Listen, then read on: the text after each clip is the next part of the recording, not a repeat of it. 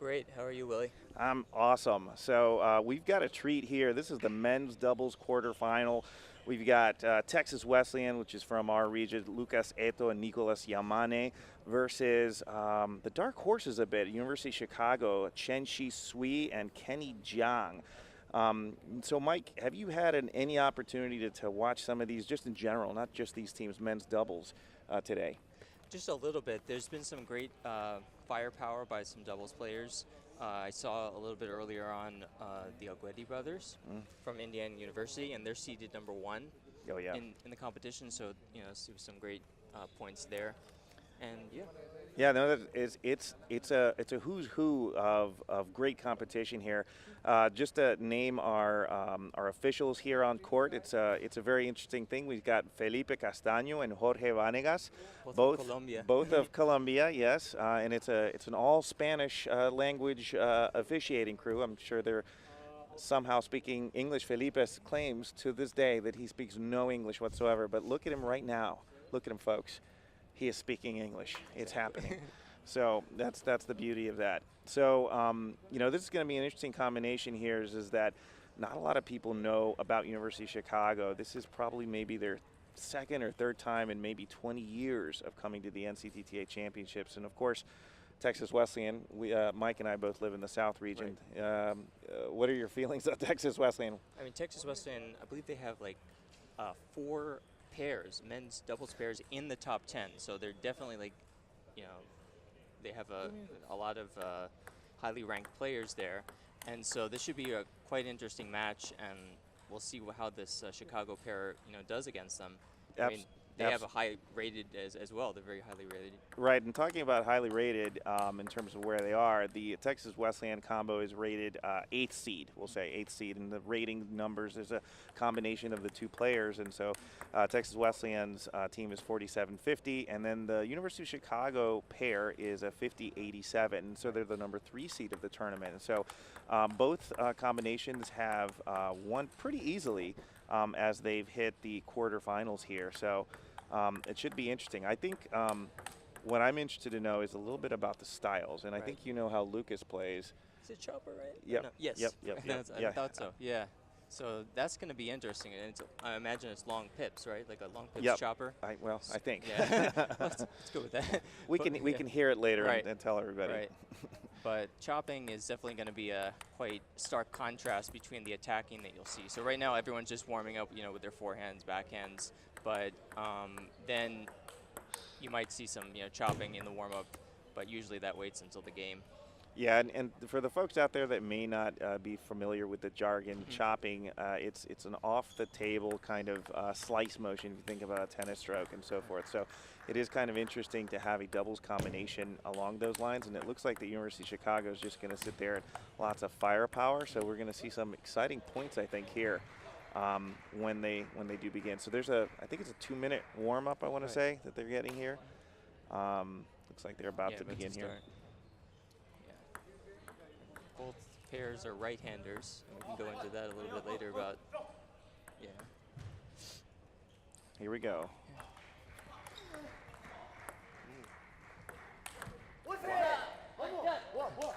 So, we see here quite clearly is the defensive game and the all-around game is going to potentially give University of Chicago. They've got to be on their feet, on their toes.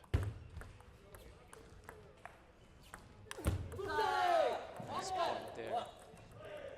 It's an interesting style in that, generally in doubles, you'll either have 2 righties, a righty or lefty, but the styles are generally attacking, we'll say, right? But we have an attacker and a defender. I think this is a very interesting style. We'll see how they adapt. I think the key here is the chemistry between the players, especially for the attacker and the defender, because they have to know what kind of spin is coming back. With the long pips, if it is long pips, it's going to be a reverse spin. So if the Chicago pair, loops and produces topspin, and if Lucas chops, then it's going to be an underspin ball receiving. And again, the combination of these long pips versus smooth may give the other team some trouble. We're going to see. It's because it's not a popular pairing that you face. You generally face 2 righties, 2 lefties, something like that. And it looks like the Texas Wesleyan pair are up already 5-1. So yeah, they're They're really pouring it on right Yeah. now. This could be an upset. It's early. We'll see what happens. So the interesting point here is that the University of Chicago looks to be adapting. Two balls in a row they pushed short. One ball they made, one ball they didn't. They're afraid of not afraid, but they're preoccupied about the attacker. Right. Nicholas Yamane.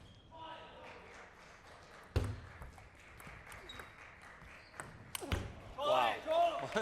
That was some firepower there. That was like mad smash there. Hello from Chicago is what he just said there. So, you know, the University of Chicago team is Kenny Zhang, who was a junior national with Canada, and then Chen Shi, I'm mispronouncing the name potentially, S-U-I, Sui? Fair enough. For those out there, Mike is a polyglot of sorts, knows different languages out there or how to pronounce them well. All right, so Chicago to serve. 3-6 first game. Oh, some side spin there, I guess, right? It was interesting. It didn't look like there was all that side spin, but yeah, he missed it clearly. Score 6-4, Texas Wesleyan up. I think to note, good important thing about doubles as well is the service game, because it goes by so fast, and each player is just serving, you know, 2 points, 2 serves apiece, and then it could be like 8-0 after one exchange, one full round. And this is perfect. Exactly what you said, almost on cue. The service is so important. That service return was well, let's just put it out there. It was putrid, and Texas Wesleyan made them pay for it along those lines. So you're right. Service and service return, huge. The service return popped it up. Texas Wesleyan popped it up, and then Chicago finished it off. Absolutely. And so now it's a closer game. It's just a 1-point margin. Now remember, it was 6-2, 5-1. Yeah. You know, this is a bit tight. Right. So you're talking about communication and teamwork and so forth. You see the Chicago pair talking it out. Right. That's going to happen a lot in doubles, is it not? Right. It's definitely true. I mean, there's a lot of discussion between the two players. I know as a doubles player myself, a lot of times when I was playing in Florida State University's table tennis team, it was just like you have to take a step back sometimes from the table and communicate with your partner what exactly you're going to do, how you're going to return a serve, how you're going to serve yourself. Oh, beautiful block, and Lucas tries to chop at her. Yeah, he did. He was a little surprised by that. Yeah, it was a futile attempt, unfortunately. But yeah, now it's 7-7, so it's a whole new game. Oh, okay, that was a big serve. This is interesting. Again, he's always trying to drop it short because he doesn't want the big attack coming afterwards. Right. That's important. He may have to change this up a little bit. So is he twiddling? Wow. He may be twiddling. So folks out there, when you mean twiddling, you're switching the paddle right before the serve. It could be the pip serving, it could be the smooth serving. So it creates a little bit of doubt in this very quick sport. There's the chop. Nice. Yamane finishes off with a nice loop there. So now it's 10-7 or 7-10. University of Chicago's down, but with the serve. Wesleyan has 3 game points. Wow. That was an incredible get from University of Chicago. My gosh. Beautiful.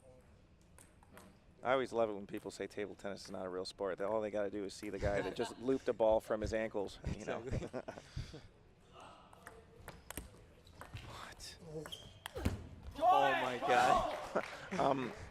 What just happened there? It was like clip the net. And then It's almost like he said, I'm going to slam this no matter what. 10-9. Wow.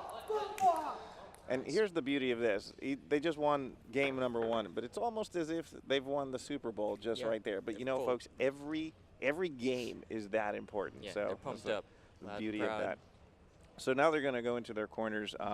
We're going to bring in a special guest from Visit Eau Claire. So Mike's going to take a 5-minute break here, and you know, we'll have more conversations. But yeah.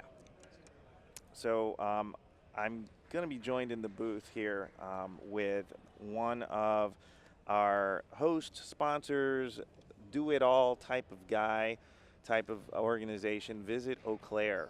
So, so I've got Lucas Connolly from Visit Eau Claire. Lucas, welcome to the big show. Hello, Willie. Thanks for having me. Awesome, awesome. So for those out there that don't know how this whole tournament works here is that in NCTTA we put out bids for tournaments. And Eau Claire, Wisconsin, Visit Eau Claire, won the 2024 championships. And now we're here, and you see this beautiful venue, all of this kind of stuff. And one of the main people to bring in here is Lucas. And so I wanted to bring him up here to talk a little bit about how it all works. And here's the focus of this as well is Lucas has a very interesting background, similar background to the Texas Wesleyan pair, who are Brazilian. So, Lucas, tell the folks out there where you were born. Thanks, Willie, for the kind words. You know, we're very excited to welcome this group back to Eau Claire. It was hosted here in 2015 as well as 2017. So now we are super excited to welcome everyone back. It's been a great tournament so far, and we expect a great rest of the weekend here in the next couple of days. But, you know, as you mentioned, we've had some conversations on the side. I also have a cultural background, being born in Brazil and being raised in a couple different countries, actually. I was born in Rio, and I lived there until I was about 6 years old. And then we moved to Munich, Germany for 2 years. Wow. Then we actually came back and lived in Eau Claire for 1 year. Following that, we went to Rome, Italy for 3 years. And then after that, we went back to Brazil, to a different city. We went to Salvador, and we lived there for 4 years. So I'm out to say that you are very multicultural, like our sport of table tennis here. I mean, we see here, you know, a Chinese international, a Canadian international, Brazilian internationals. You can appreciate our kind of event. Oh my gosh, absolutely. You know, seeing all the different cultures that this event brings into the city, and you know, how warming and welcoming it is for everyone. It's pretty incredible to see it in person. You know, you can only imagine how it looks on pictures and, you know, when it's in different cities, but being here in person and hearing Portuguese, I think, is one of the weirdest things that I haven't been able to do, you know, in a couple of years. So it's definitely interesting, and it's super cool. I've been loving every minute of it. Well, and, you know, part of the reason why we brought you on here, obviously, to give a shout out to you and to Visit Eau Claire, but also when the Brazilian pair yells, no one in here knows what they're saying.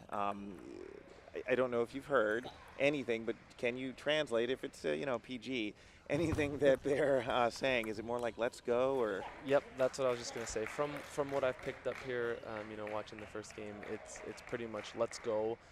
Vamos is the word that they're using the most, and that's just a quick way to say "let's go." You know, it's very similar to tennis and some of those other sports where you just need a quick little "let's go," you know, keep going. So yeah, that's basically the most common word that you're hearing at this point.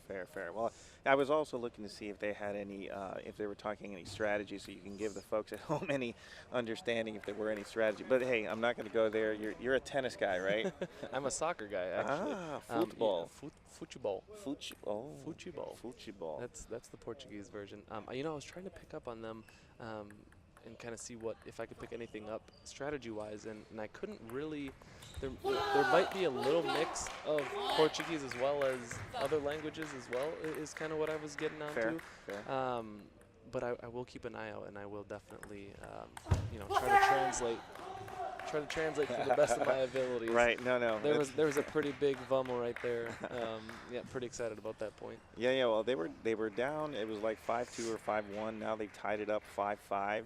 University of Chicago here to serve, and you know, what an amazing point there. Absolutely. You know, it's interesting for the folks at home. You know, Lucas works here for Visit Eau Claire, and you may think, oh well, you know, he's a futebol guy, but he's also a table tennis guy. We were playing table tennis at 5:30 in the morning last Tuesday for a media live interview. piece. Yep, exactly. And you were pretty good. I think I overestimated how good I was at table tennis. I thought I was pretty decent leading up to that, and then that paddle, you know, using a good paddle kind of threw me off. I've been used to those crappy paddles that. Yeah, exactly. And there is a difference, and I'm glad you brought this up in terms of that, is that there's different kinds of surfaces, rubbers out there in terms of what people play with. There's fast, there's slow, there's control. for instance, the Texas Wesleyan player, Lucas, he is the defender. He uses a what's called a long pips paddle that allows for control and defense.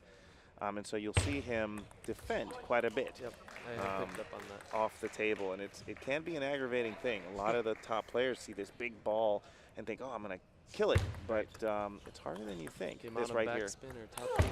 That's exactly right, the amount of backspin. Yeah, you pick up on this sport pretty quickly. You know, Willie, I have one question that I've been meaning to ask you leading up to this, and I don't know if maybe some folks watching also have the same question. I've been wondering, what does it mean when they put their hand up by the net?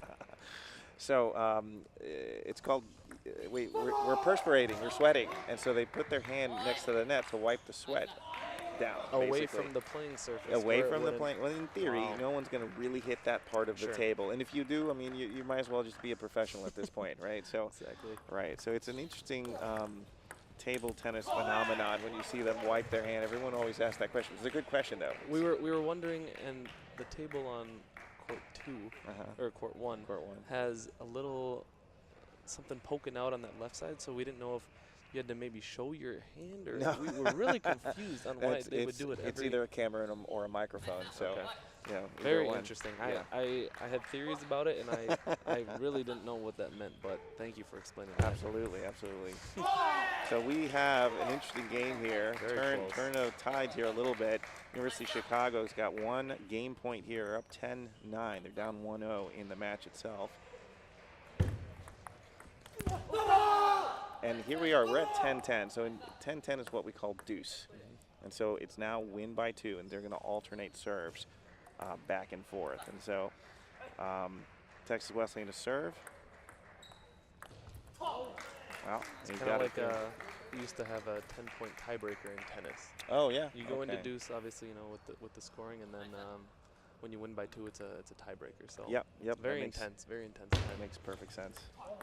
And there it is. University of Chicago's got a game. We're at 1-1. Lucas, I appreciate you being here, and I didn't want to take too much of your time because Lucas is a working man.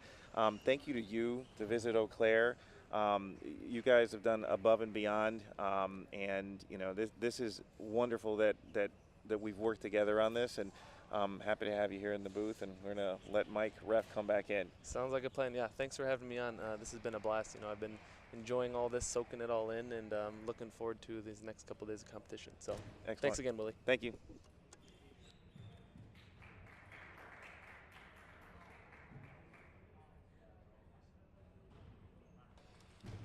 So we're tied up here 1-1. This is an interesting match. Number 3 seed and the number 8 seed. And we got Mike Ref back in the booth here. Thank you, Mike, for allowing the Exotica, Lucas, we call him Exotica, because he's got so many cultures laying around there. But did you get a chance to watch the second game? Any impressions? I did. I mean, well, for one, Chicago team had to have done something to change the strategy and win this game.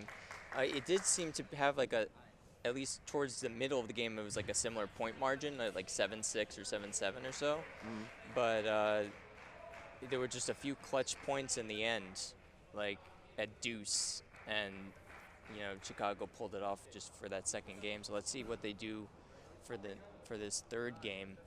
Well, you know, of course, you know, with doubles, and this is for the folks out there that may not know this, in doubles, each game the returner and server change, essentially. Right. So the first game we saw a game score, I think it was 11-9 Texas Wesleyan. The second was, again, very close, 12-10 University of Chicago. So now we're back to the same rotation as the first game. First and third and part of the fifth are the same. So if we remember correctly, Lucas Eto, he's the defender. He would serve out of the backhand corner with the serve, and the returning player would always try and drop it short. Now, again, if I were University of Chicago's coach, or if you were, you chime in on this, would you change anything? There were about 6 or 7 missed returns on Lucas Eto's serve. Would you change anything? Because they were trying to drop it short. Let's see. I mean, I guess for one, I don't know if they were doing this fully, but like if Lucas served it short and then you know University of Chicago returned it maybe long to where Lucas was before, you know, just to be in the way, because that's what you do. You know, most of the time with doubles, you can try to go in the place where the the first player was, Right. in order to get them out of position. Right, and So that could help.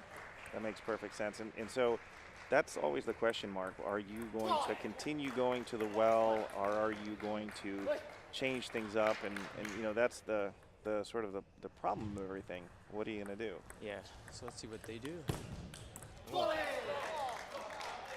So it's interesting here is that, you know, they're keeping it short, and when it does open up, it's forehand city. Right.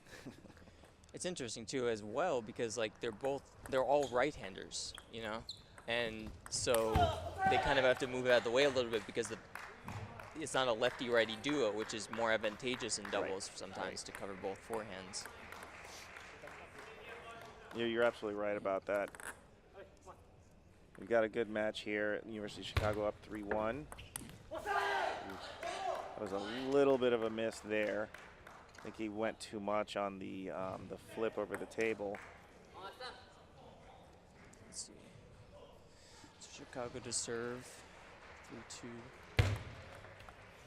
Oh. Lucas mishits or loops it long. Now it's 4-2. University of Chicago. And they have the towel break every 6 points. It's an interesting thing about table tennis with a towel break every 6 points. A little bit of a, oh my gosh. That could have been a roller. Yeah, for the folks out there with the roller, that's rolling the ball on the other side. It can happen. It's against all logic, in my opinion. Wow. That was an amazing loop. I'm flabbergasted. It was so low, just like right, like millimeters above the net, and it just manages to come in the forehand side of Texas Wesleyan. So let's talk a little bit about this, you know, in terms of the psychology. Again, we're talking about every 6 points, there's a towel break. And table tennis is a very mental sport in many regards. You're hitting a little ball 90 to 100 miles an hour on a very, I don't even know the length of a table tennis table. I should probably know this, right? Yeah, you're After 20 years. NCTTA president. Right. But I imagine it's going to be fairly difficult if you're not taking these kinds of breaks. And I know you're big on the sports psychology part. What do you do between games? Because I know for those at home, Mike and I, we play a lot in these little matches that don't count for anything. And he calls a timeout just to freeze the kicker, so to speak. Well, timeouts are, I'm learning how to use them and like very strategically now. And I'll just explain it a little bit. Like sometimes I might be up, let's say like 7-3 in the last game of the match or whatever, you know, up 2-1 or whatever, 7-3, and maybe the opponent wins the next 2 points, right? So then it becomes like a loss of my momentum.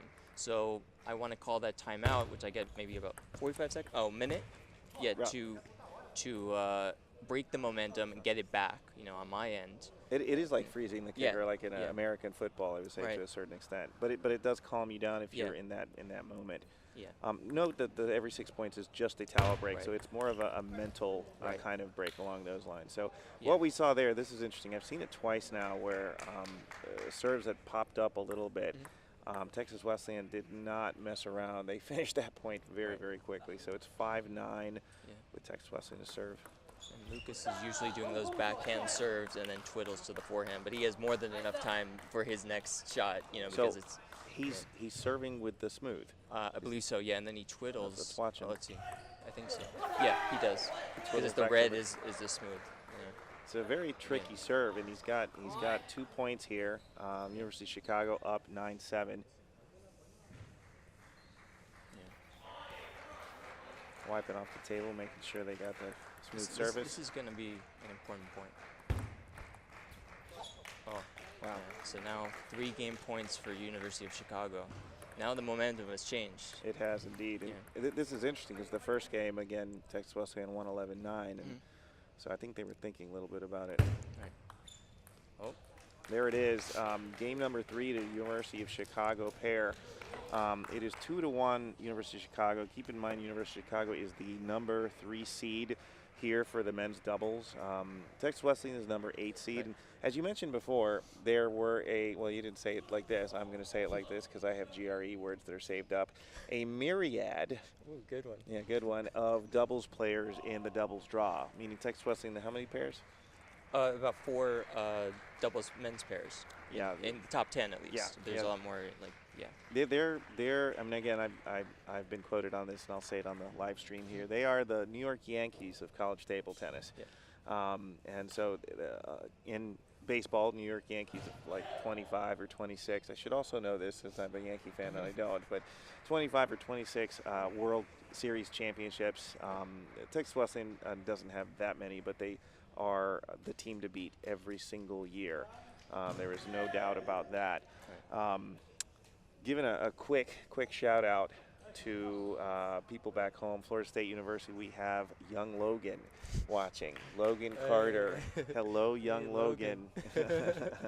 He's not, for the folks at home, they're going to think, oh, we're talking to a 8-year-old here. No, he is not 8 years old. Logan, I'm not sure how old you are, but I know you are of adult age. Yeah. So is it 22, 23? Yeah, Well, it doesn't matter. Anyway, Yeah. what do you think, Willie, should be the strategy now for Texas Wesleyan to get back in their momentum? Well, What would you think? Yeah, Lucas's serve is the key here. Right. And it seems like it's, oh no, yeah, beautiful. So Chicago, yeah. when Lucas serves, there's a tendency to think that it's underspin, and you know, they have to.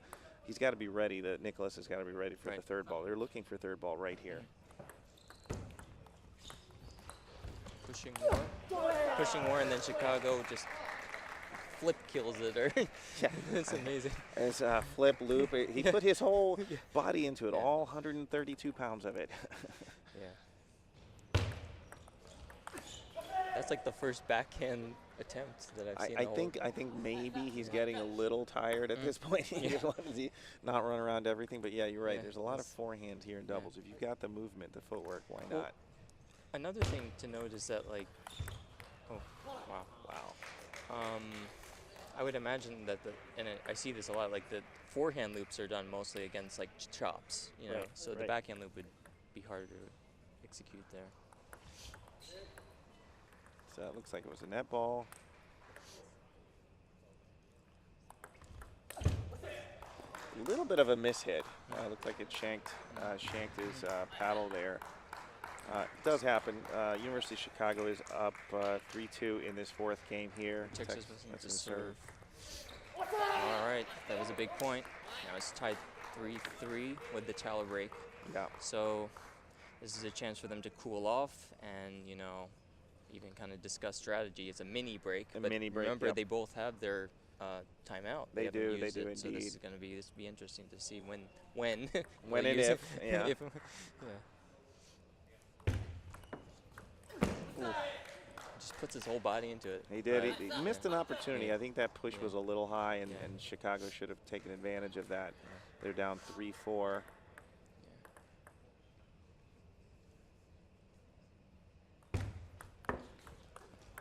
There's a high spinny loop, and that did it. Yeah, no, Really, that, you and, know. and this is interesting. And whatever level it is, whether it's you're a beginner, intermediate, or advanced, those changes of pace and rhythm is a barn burner, for lack of better words. That's what our sport is all about. Those Right. changes of rhythm, speed, and spin. Right. Makes the sport beautiful, but also incredibly frustrating. Right. And with the backhand serve yet again. Oh, What was that? it looked, I'm Yeah. confounded.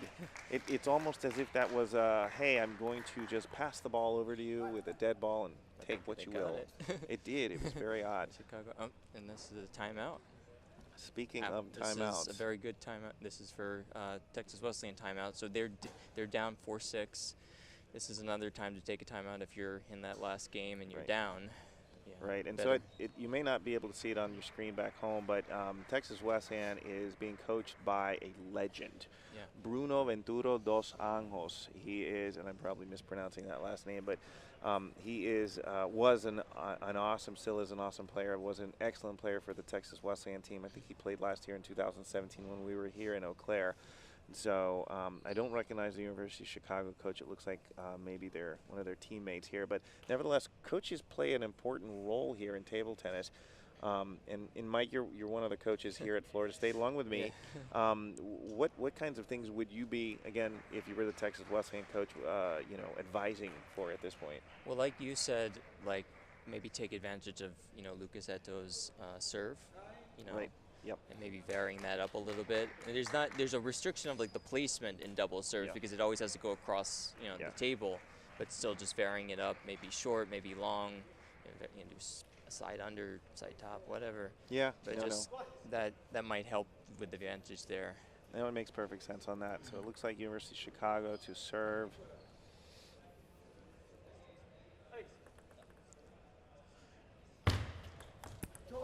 So that was a very important point for Texas Wesleyan to get, and they did not get that one. I want to say that was ballsy because University of Chicago served it long and said, "Here you go."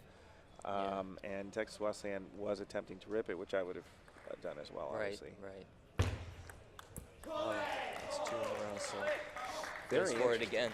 Yeah. And the serve seems to be long enough to loop, but it Right, seems like maybe the just Texas loaded with Wesleyan, underspin. loaded with something. Yeah. Totally. So now it is 4-8. Texas Wesleyan to serve, and they're down 1-2.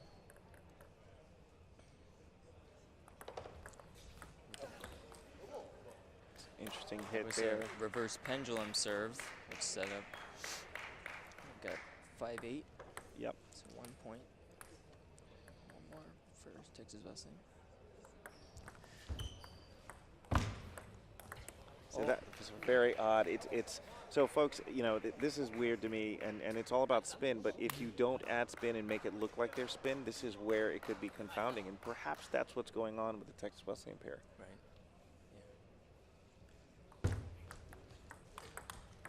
Yeah. Beautiful Whoa. block by Yamane. Yamane. Oh my God. Yeah, Not that just a defensive block, but a Yeah. block to "I'm going to hurt you." Right. Blocks can definitely be like very varied and different. I know that firsthand. Yes. Well, they've got, what is it, four match points. Match points. Wow. The nonetheless. Chicago pair, but with Imani, it's a serve. All right. Again, that passover return. If I were going to interview the Chicago pair, I would absolutely ask about that. Right. So now it's 3 match points.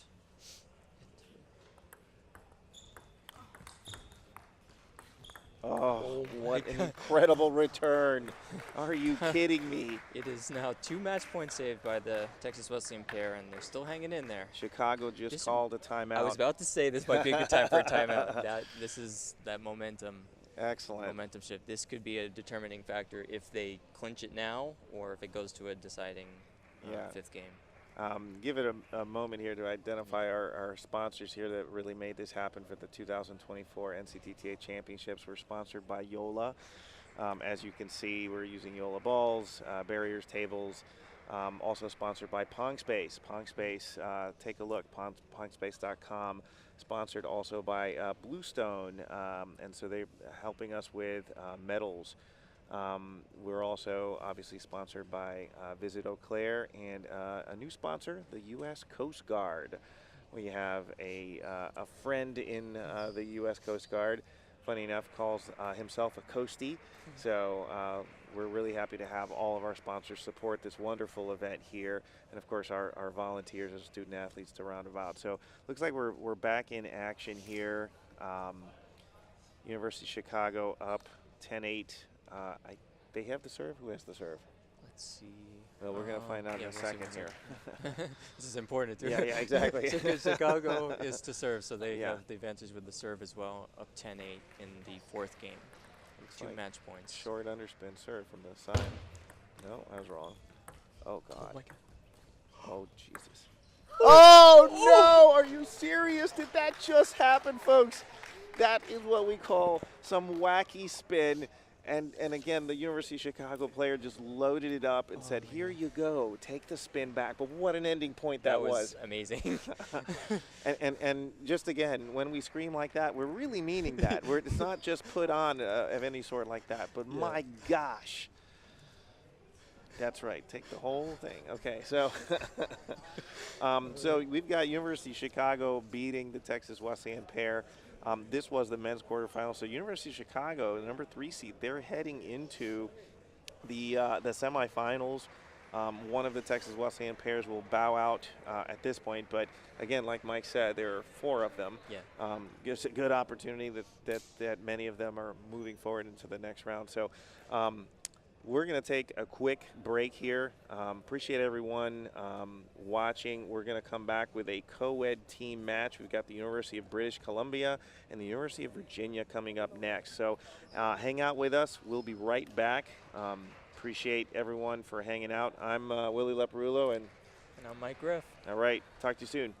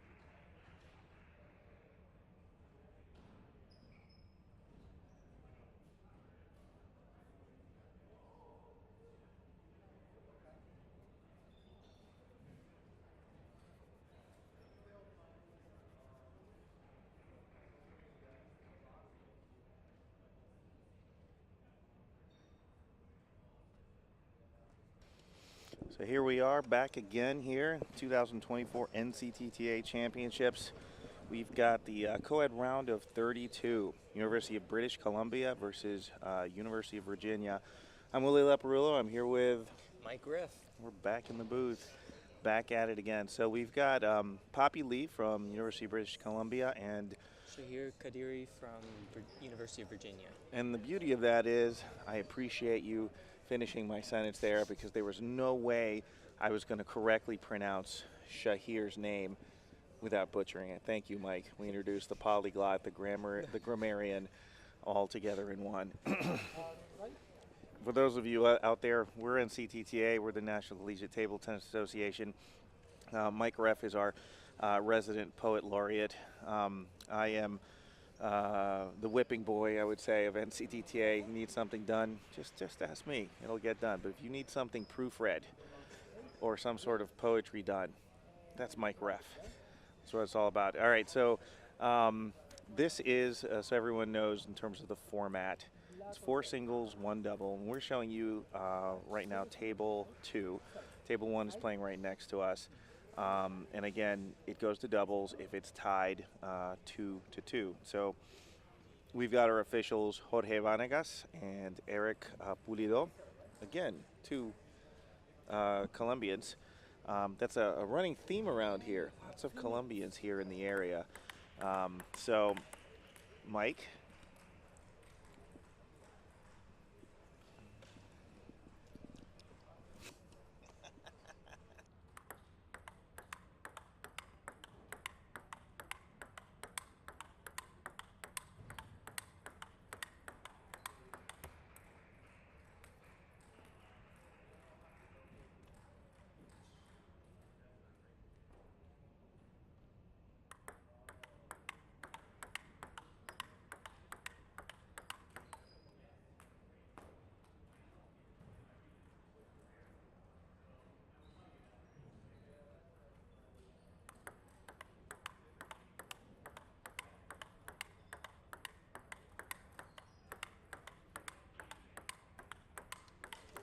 All right, we're back. So we have Grace Jung versus Pratik Pandit. And it looks like Grace is a lefty. She's warming up her forehand loop. And Pratik is right-hander. Shake hand. Both are shake hand players. So it's University of Virginia versus University of British Columbia. So the warm-up is interesting. You and Mike Reff, you're a lefty. So everyone out there, when I reference you, everyone can understand the fellow lefty. Notice how Grace is warming up with the inside-out forehand there. Yeah. Is that something that lefties like to do, or what's that all about? I think you're asking the wrong lefty, because I do it from the forehand side, but I guess this is the right way to do it, just when you're a high-level player. But yeah. So what you're saying is you're going to do that. Okay, yeah. Okay. To emulate them, yeah. Excellent. Yeah. So this is very interesting. So this is the backhand warm-up. Right. A little different. Yeah. A right-hander starting out of the forehand corner, warming up this way. And now it's ready for the game to start. Now, UBC is seeded 19, and University of Virginia is seeded 16, and this is the Coed round. Well, so Virginia looks to be favored here, but we're going to see the matchups, how they play out here a little bit.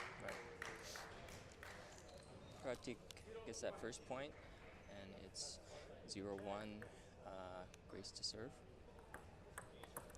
Wow, that had a lot of underspin. Right, to the wide forehand. It was like a short, wide forehand serve, and Pratik pushed it into the net. Let's, referee, umpire Jorge Vanegas said that Pratik's serve was, I guess, maybe not thrown up. Not the most legal. Not the most legal. Well, see, yeah. here at the NCTTA Championships, we have umpires, scorekeepers, and so a lot of the players that play in college are not used to having umpires and scorekeepers. Right. Generally, it's self-umpired, and so both players have to be able to serve correctly. Right. That was a high serve, and then Grace misses that forehand loop.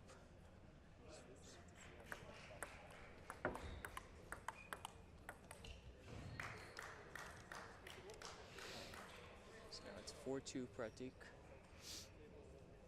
That's the towel break, but they have the option to use the towel or not. Or they can just resume play as they're doing. It was quite a high serve by Pratik. It might have been like a miss serve, and Grace easily finishes it with her backhand. Well, it's interesting about whether it's a miss serve or not. Yeah. Pratik could be thinking about basically, I don't want to be giving away another point. Right. Because my serve is illegal. And Right. Yeah, that's could be overthinking right there, and then it causes more errors. The reality of table tennis being that mental issue beyond belief. And Grace just used a nice spinny loop there to finish the point, and it popped up off the table from Pratik's racket. So if we're looking at the ratings here, Pratik, and these are college table tennis ratings. These are NCTTA ratings. And again, just to give people out there a little bit of indication of what we're dealing with here, Pratik is a 1683, while Grace is a 1963. So there's some differences involved there. Yeah, that's right.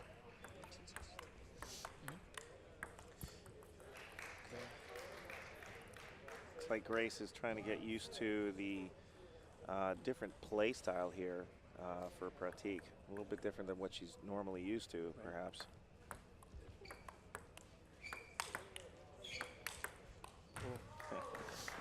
That was a training center forehand there. It's like, okay, cool, you want to pop it up? I'm happy to slam it where you're not. Right.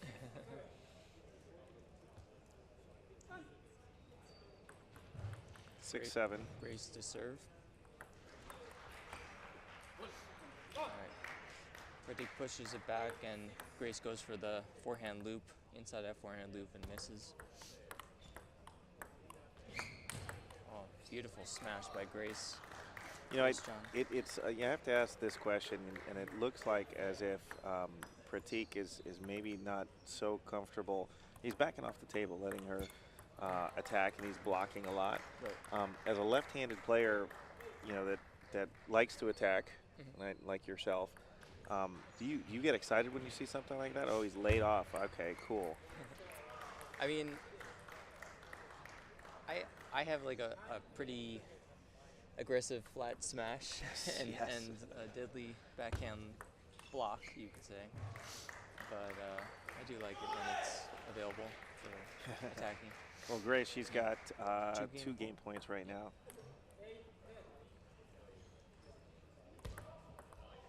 Pratik with the backhand serve mixes it up a little, and Grace hits it off the table. Let's see, one more. Oh. Grace clinches that first game 11-9. So I've got an opinion here, and I don't know how accurate I am. Right. But again, if Pratik's rating is accurate, and let's just assume that it is, that perhaps he's not putting as much spin on the ball as Grace believes him to be. And so, Grace is a talented player out of Vancouver, Canada. The University of British Columbia is out of Vancouver, and so I imagine her training and the training of that team is generally at a level pretty high. And generally, when in table tennis you'll play lower level players, they may look like they're doing a stroke, but in the end, it would be that spin that is no spin, the ghost spin, what we call it, along those lines. Just mixes it up. Mixes it up. Sounds like a change-up from baseball. I think yeah, exactly, like a change-up. I'm kind of the thinking that they were telling Grace right now. It's like, hey, just go through it along those lines. So we'll see at what game number 2 is. Game number 1, they were just filling each other out just to make sure that everything is what is what. So Grace is up 1-0. I'm going to see what's going to happen. It's important for Pratik to determine what to do and change the momentum a little bit. Yep. So now with the backhand serve again. Pratik pushing more, and Grace misses that inside-out forehand loop. She's missed it a couple times, but when it gets in, it gets in. So. Yeah, absolutely. And there's another serve. Yep. Called on the serve. And now a point to Grace. Right, you get like about one warning. Yeah. And then that's it. It's points, Service straight up fault. points. Defending a lot. Personally, I think that's a mistake. I don't know what to say. I mean, you've got a powerful lefty on the other side, backing off the table. I mean, that's not great, but let's see what he can do with the next few points here. Ooh, is that off the net? Pretty got a little lucky there.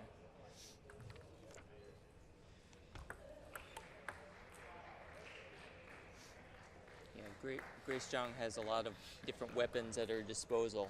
You know, she has like the slow loop, forehand loop, a forehand smash, and she even has a nice backhand as well. She's taking advantage of that inside out forehand loop.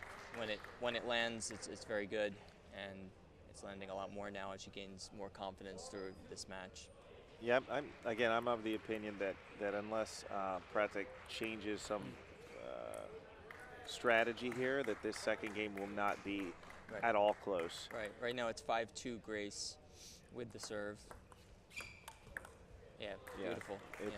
So at this point in time, and I'm speaking on behalf of the righty involved here, playing against a powerful lefty. If I'm down 2-6 here, I'm going to be aiming for. He's just hitting the ball in the middle. I'm going to be aiming for a wide forehand, making her move her feet. I knew you would say that because that's what you do to me. Absolutely, it's my specialty right there. So. Yeah. Right. Did that hit? Yeah, he hit. I heard that edge. Heard it at least. I didn't see it. Fair enough. Fair enough. Yeah. Well, so talking a little bit about the players that we have here, Grace Zhang, it says here in our tournament program, she's an engineering physics major, 6th year. I don't know, but my gosh, that sounds like a very difficult major. Kudos to her to be majoring in that from Burnaby, Canada. Scores 6-5. Pratik's made a good comeback here, sticking in. Pratik is an electrical and computer engineer major, sophomore. So what are we saying? All STEM in the building here?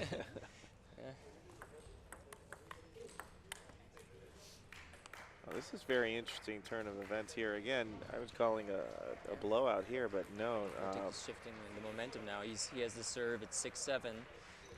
Backhand serve. Backs up from the table. And Pratik wins that point, so now it's leveled out at 7-7. It's a new game now. Yeah, no, I'm really truly of the opinion that certain training styles are good, but I think she's trained with hard, fast. Right, and this change in pace is messing. Yeah, the change in rhythm, I think. Some lobs. Oh, that's not gonna do it. If he does lobs, that's He's got to add in a little bit of the wiggle there. For those who don't know what the wiggle is, please. It's my signature shot. Yeah. Oh boy. Adam Barbaro has his own kind of shot like that. He calls it snake. He calls it the snake. Yeah. Mine's the wiggle. It's similar. Have any of these been patented yet, like trademarked? No. But I mean, it's you know. Adam and I, we had the same coach at one point in time. So not to say that coach trained us to do a wiggle or oh my God, what was that? Oh, there it is. It was a wiggle. Oh my God, 2 net points. Two net points in a row. Yeah. Well, Grace takes that game 11-7. Right. So a little bit more convincingly. Now she's up 2-0. So Pratik's going to have to change the strategy very drastically. Yeah, absolutely. Yeah. And so his coach right now is Jay Liu in the corner. Yeah. What do you think she'll be? Again, we're predicting here. Yeah. Telling him. Stay close to the table. Don't back up. That's the first thing, right? Right. Maybe take advantage. It looks like his backhand serve was giving her some trouble. It might have not had so much spin, but maybe it was just, like a different angle, different direction. So I think maybe take advantage of that serve, or just serves in general. Forehand serves as well. Just change the direction, and I guess. Yeah, and then for Grace, just keep doing what you're doing. Take advantage of that inside-out forehand loop, which is mostly landing, and just keep varying your shots, and don't get frustrated with the lack of pace on the ball from Pratik.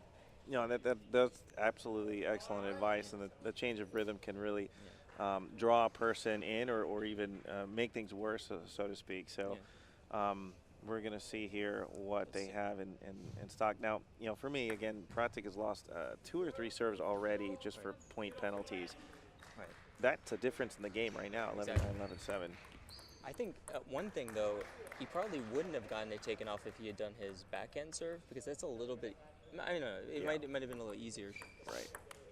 Oh. And, you know, again, it's most college table tennis players, whatever tournament they play, divisions or regionals, generally do so without umpires, scorekeepers. Here at the NCTTA Championships, there are umpires and scorekeepers at every table. Right. We're the only tournament, in my knowledge, in North America, well, put it this way, in the United States, that has this model. I think Canada, they have this model as well. Oh my gosh, again, another edge. Didn't he get one the last game? Yep, that was like one of the last points, yeah. And he does so relaxed, just, I'm going to block it on the edge, no problem. Yeah. That's part of the game, folks. It's interesting. I feel like I'm sensing the strategy of what Grace is doing. Correct me if I'm wrong, but it looks like she's playing to the far angles, like extreme backhand, extreme forehand, and it's working. Then it like pushes him back, and then it's like a lobbing war, and then she dominates that. That's accurate, and I think for him, he's looking for the counter. He wants the counter.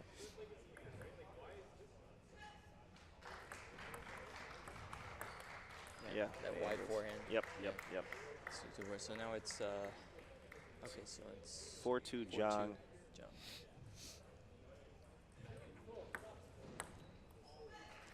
2-4 Pratik to serve.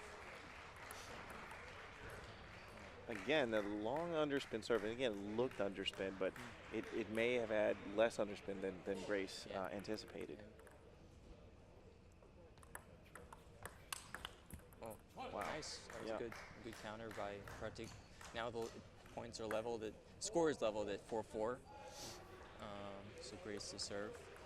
Let's see what kind of serve she does. So it's down the middle a little bit. Right. Or was that was a light serve? Or maybe.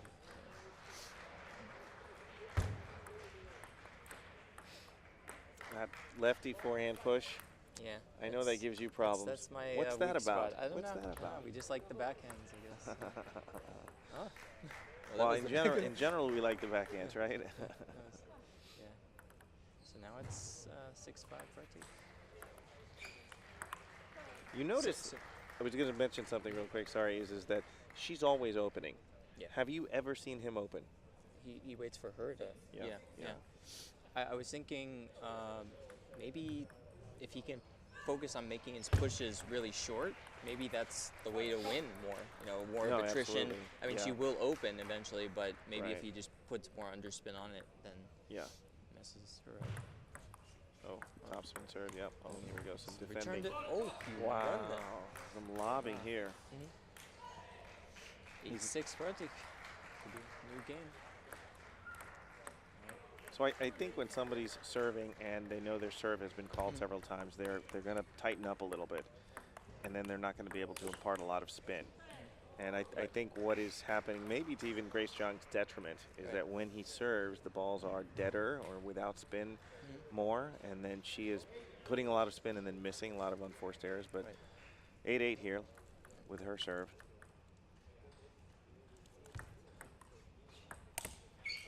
She went for it, but I mean, it was the right ball. Yeah, it was popped up. Yeah, but that could cost her for this game. We'll see. 8-9.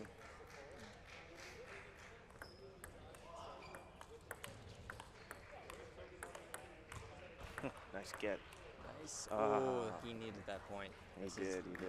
9-9 now, and he has Pratik has the serve, but I would be interested to see if there's a timeout called if he doesn't get this next point, or maybe now, just to see. Yeah. Here we go.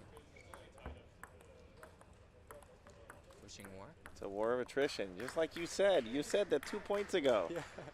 How did you know? I don't know. Pushy flips. Yeah, that was a new one. Oh, wow. Wow. Well, you took the third game, 11-9 here, and, you know, don't trust me on anything, because I thought this would be a 3-0 drubbing. We've got a different game here 2-1. So I know you've, and again, since you're in our NCTTA press corps, you did a story on Jie Lu. Jie Lu's the coach of UVA, at least for this match here with Pratik. Right. What did UVA and specifically Jie Lu do this past semester? Was it last semester? It was during kind of like the winter, like an intersession or something, like about 10 days. So I interviewed them because UVA had like a spotlight done on their club, like a club highlight video. And that led to some professors proposing an idea for UVA to travel to China and visit a couple cities. And it was like a mini, if anyone's familiar with this, it was like a mini ping pong diplomacy. And it was like they were able to, socialize with university students in China and see other like sites and tourist attractions and whatnot, and learn a bit about the culture there. So, and they had an exchange. So they really enjoyed it, and it was about 10 days, and yeah, so it was That's cool. really interesting, yeah, absolutely. And now UVA's made it here to the national championships, and they're playing UBC. Yeah. And again, this is some interesting stuff. The different speed is certainly having, she's having fits with it. This could be the game changer. It's like, oh my. oh my. And the lob wins it again. Yeah. Well, you know something here, folks? I'm a lobber. Yep. And I I'd can love be an to see occasional this. lobber too. Absolutely. Yeah.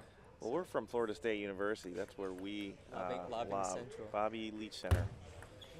Yeah. Oh, Ooh, God. wow. She That got was her like- own net finally. Grace did like a flip kill that went into the net, but went over. Got it. Thought he was going to get that one, Yeah. so it's 2-2. For those just joining in, we've got the co-ed match here, the round of 32, University of Virginia and University of British Columbia. They are, the way we do it in NCTTA, 4 singles, 1 double. This is the number 2 singles, number 1 singles happening on another court. And if it's tied 2-2, it goes to doubles, and so. Wow. That was Yeah, a see. lot of that angular shots by Grace, and that really did it. You can tell that she's trained before. Got the strokes. Look at where Pratik is standing. Like in the, Yeah, in the far middle, off. Or, Oh. I was like rolling on the net. So as a right-hander, when I return as a lefty serve, I generally am afraid to stand that far over, because all she has to do is that little side spin ball. Yeah, And that's into his wide forehand. Complete trouble. She hasn't done it once. He's really consistent with the lobs. We No, can't- I mean yeah. there's no doubt about that. So maybe my advice about not staying far away from the table was the wrong advice, because that's what's helping him a lot. Staying far away is helping. It's one of the few pushes he missed. Now it's 6-4 Grace in the 4th game. And here we go. Oh wow. Wow. She hit the microphone. Yeah, that was a great point. Yeah. Just, when it's interesting because like Pratik finds his rhythm in the lobbing. Yeah. And Grace finds her rhythm like with her strokes, with her solid technique. And if they break each other's rhythm up, then the other person gets the point. Sure. You know? That's exactly what's Yeah. happening here. Yeah.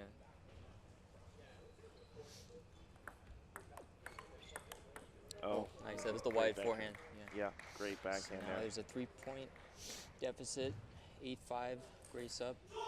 I would suggest a timeout at this time. And you know? there's going to be a let here. The ball from court 1 has just come in, and he's going to push that in there.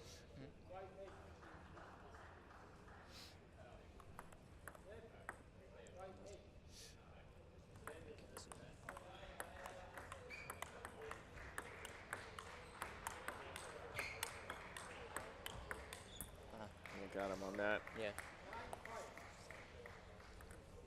9-5. No, it's 5-9. Pratik to serve. I mean, no, sorry. 9-5. Grace to serve. There's a little wiggle. Did you see that? She returned it back. Yeah. Well, she has 5 match points, folks. So this is important. Let's see. what she serves. Can she get the first point for her team? Oh, was indecisive about what Grace was indecisive about whether or not to loop or not, and she pushed it at the last minute and went to the net. Indecisive about breaking her hand or not. That could be true. And there it is, folks. That's it. Grace Zhang has taken the match here. She's got the first point here for University of British Columbia. They're now leading 1-0. Looking over, and again, I know the camera's not going to point there. We got other commentators in other areas in court 1. Table 1, UVA is up 2-0 and 10-6. There are 4 match points there for them. It looks like it's Shahir Quadiri versus Poppy Lee. Looks like Poppy Lee may be losing. We'll see what happens. Never say never in sports, correct? Yeah. But it could be a 1-1 tie here in about 2 seconds. But the way it works in NCTTA, 4 singles, 1 double. We'll have either the third singles or the fourth singles to come up here. And it is tied 1-1. Shahir Quadiri did take the match against Poppy Lee in table 1 in their first singles matchup. So we're tied 1-1. We shall see what's going to happen next. Either you're going to get number 3 singles, which is Lak Zhang versus Jay Liu, or number 4 singles, which is Yi Chen, Kevin Ding versus Yi Hui Yap. We're going to come back here in about a minute and let you know how things work out.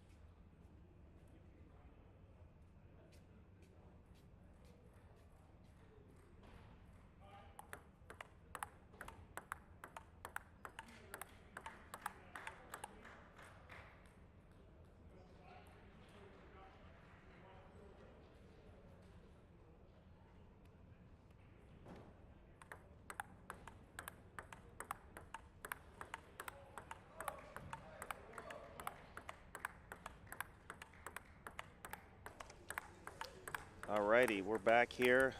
We got number 4 singles coming up. We're at the 2024 NCTTA Championships. And Mike, you pronounce better than I. Who do we have here? We have Ichan Kevin Ding and Yihui Yap. So this is the 4th singles match here. Number 3 singles happening on the other. We're tied 1-1 here, University of British Columbia and University of Virginia.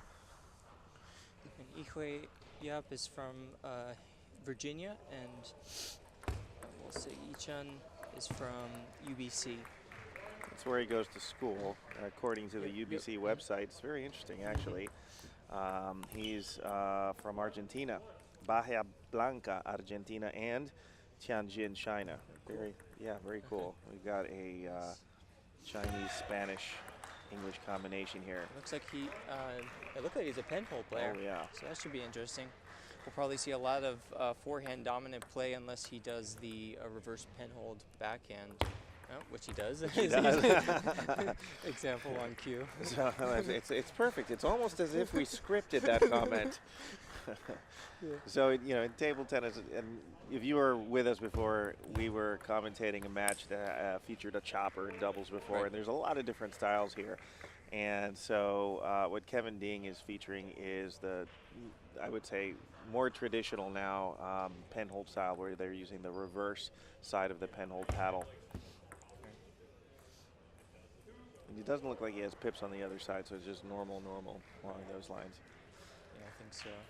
Right now, Kevin's up 4-2. It's interesting to note that at 4-2, at those 6 points, neither of the players took a towel break, even though they're allowed to take one. Right. No, I was going to say, it is interesting because many times they're allowed to, but they just don't want to break their own rhythm. That's true.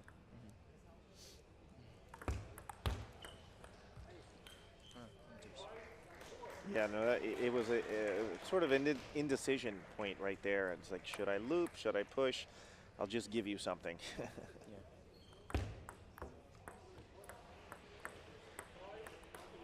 So we talked last time in terms of the ratings differences in terms of that. So Kevin Ding is coming in as a 1914 rating, and Yihui Yap. Yihui, 1636. So there's about a 300-point difference here. But, in the end of the day, ratings don't really matter much unless, Well, sometimes they do, but... Well, in this case, it's 300 points in that lower level quadrant. Could be fairly similar. Right. Yeah, I believe there was a similar gap in the previous match where Grace was around 1900 something, right? Right. Kartik was exactly about 1600. Right. The first games are just basically to say, okay, I'm going to give you, I'm going to give you the kitchen sink. Let's see how you handle it, and then changing and adapting to what we have. Oh, that ball hit, didn't it? Yeah. So it's 7-all.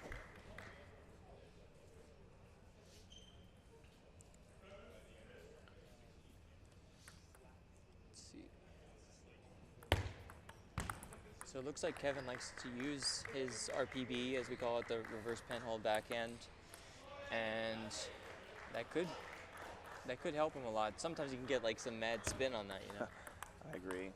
Yeah. Lobbing? Ooh. Uh-oh. So part of the feeling out process to see what the opponent can and cannot handle, and so he's going to notch that point away in the back of his head. It's like, when I need it, I can do it. I may not like the lob. Right, that's true.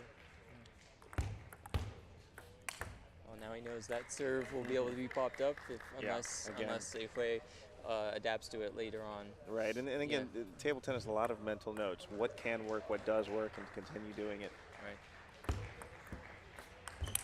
Yeah. A lot more confidence.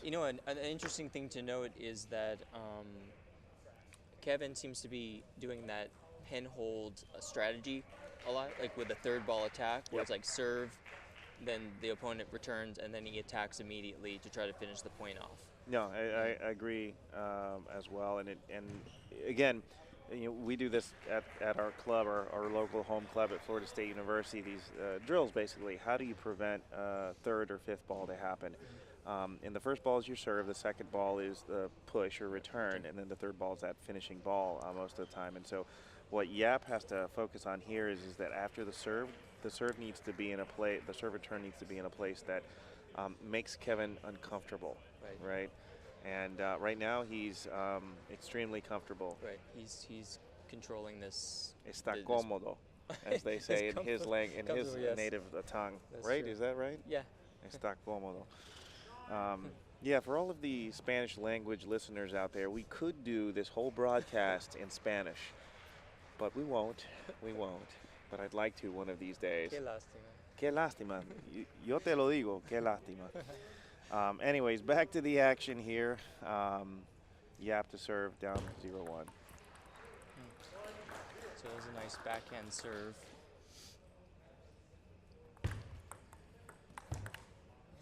Nice. Yeah. So Yap gets the first 2 points, really setting up herself nicely with those serves. The first one, she won it right off the bat, the first point, and then the second one was a good third ball attack. And then, you know, it's interesting to me, both players, he served it short to her forehand. She ran around and hit some sort of banana backhand hit, didn't really work out, but she's doing the same to him. Serve, you know, short to the forehand, seeing what's going to happen there. She's, Yap is having a lot more trouble with his serves rather than the reverse, though. Yeah. Oh, that's a great backhand block right into the open court there. Seems like she's comfortable with those slow spin loops. That's not going to be an issue there.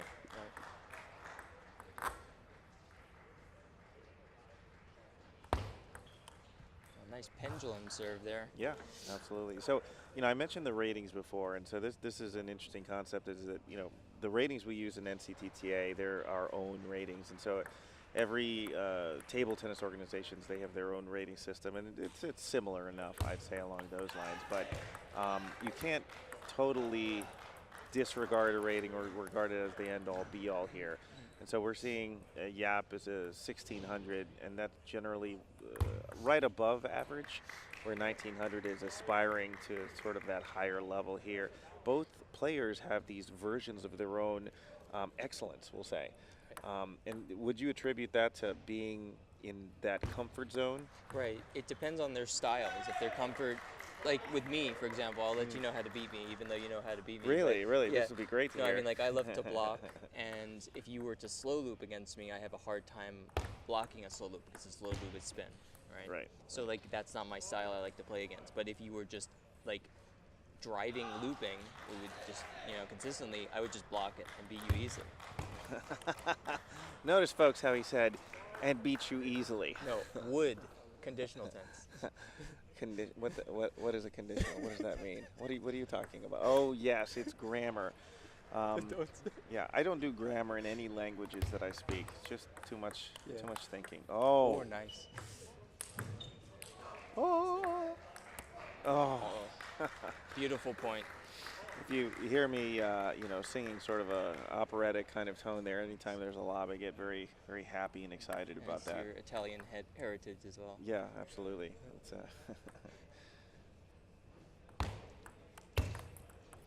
Kevin is using so many reverse penhold backhands. He's very comfortable with that. So that's a really, you know, valuable asset to his game. It is. Again, and it's top side spin. It's Yeah. not pure, Yeah. you know, top along those lines. There's so much, like, you need to have such a flexible wrist for that. I would not be able to do that. I'm not a pen holder, but it would just be hard. I've never tried. I don't even know how that would work. Now, the interesting point here for me is with folks with an RPB, do they ever use the traditional? Oh, the traditional? I think they he might could. if they could. I think the ones that, like top players that were, you know, transitioning between the styles probably just used it, like varied it up that way, but then started going into more of the. It'd be worth a conversation to see how Kevin started, I'd say, along those lines. Because he hasn't used one traditional backhand whatsoever. It has all been RPV. I mean, I guess if you trained it more, then you use that. So now it's 10-7. Oh, no, I'm sorry. That was the game. Yeah, 11-7. Yeah, 11-7. Kevin for up. the second game, 2-0. So Yap is going to have to change her strategy a little. to get back into this? I mean, look, it was 2 consistent games here on that. She's definitely going to have to make some changes. You know, Kevin is more than likely, and I see the coach, it's Grace Jung that we saw in the previous match. It looks like she's motioning for him to jam her up into the elbow. And for those folks out there wondering what that means, hitting a ball into slightly a middle situation where you're exposing an elbow shot, it's kind of like that indecision. Am I doing a backhand or a forehand? And take it from both of us, that's not a comfortable place to be in. So taking a look at what table 1 is looking like, UBC is right now up 1-0 in a best 3 out of 5 match. So J. Lou is up in the second game 8-6. Note here, if the cards go the way they are planned, we could be seeing a doubles match. I know it's very early, but let's see what happens here. So UBC, Kevin Ding up 2-0. He's a serve here in the 3rd game out of 3 out of 5 games. Ooh, nice one. Did you see how he held that? You fooled, yeah. Well, he fooled her because he held on at the very last second, sort of went right down the line. Yep. Like a down the line for him. A little confusion there for her. She kind of had that look, body language. What was that serve? That was her pendulum serve, but Kevin returned it, and Yihui pushed it into the net. If there were a time for a timeout, it right would be now. It would definitely be now. Let the bleeding stop. And Kevin has the serve too, so now it's really a time for a timeout. But we're not we're not Virginia's coaches, so. Yeah. Okay, so now it's 4-1.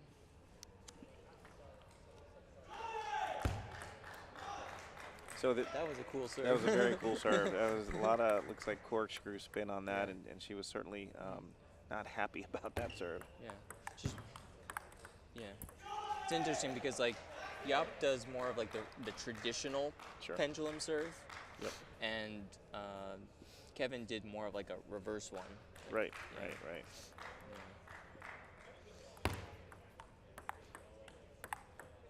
Trying to do that down the line, then switches it up. Yep. Yeah, Kevin switched it up on the 3rd shot to do a cross table, and that side spin on his forehand.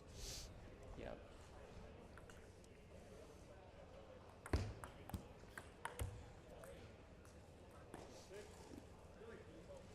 So we're at 6-3 here. On table 1, just for those keeping count, it is 1-1. So we got quite a bit of a match over there happening. Here we go, lobbing central. Beautiful. That was smart. Very completely smart. out of reach. Completely out of reach. Yep. Could have gone right to Kevin while he was, pushed into a corner, but she went the smart way and the other to his backhand corner. Top of the net. Looking here, it says that Yap is actually a freshman from Singapore. Nice. What language do they speak in Singapore? Putting you on the spot here. You have no idea. Okay, neither do I.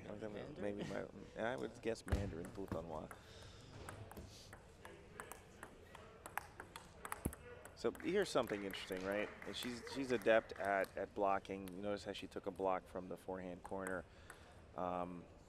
If Kevin were having issues, it would be the one to exploit the forehand. Notice how she comes over. Well, he's got 6 match points. So yeah. We'll see. Never say never, right? Never say never. Ooh. You say never now, right? Yeah. Well, Kevin clinches that match 3-0 with the scores 11-7, 11-7, 11-4, and that gives UBC a 2-1 lead in singles matches in the team score. So they just need this next match to secure the win. Yep. So right now, all eyes should be on the other table. Well, so, I want to talk a little bit about, NCTTA and the format a little bit. What we saw here, a difference of 300 points.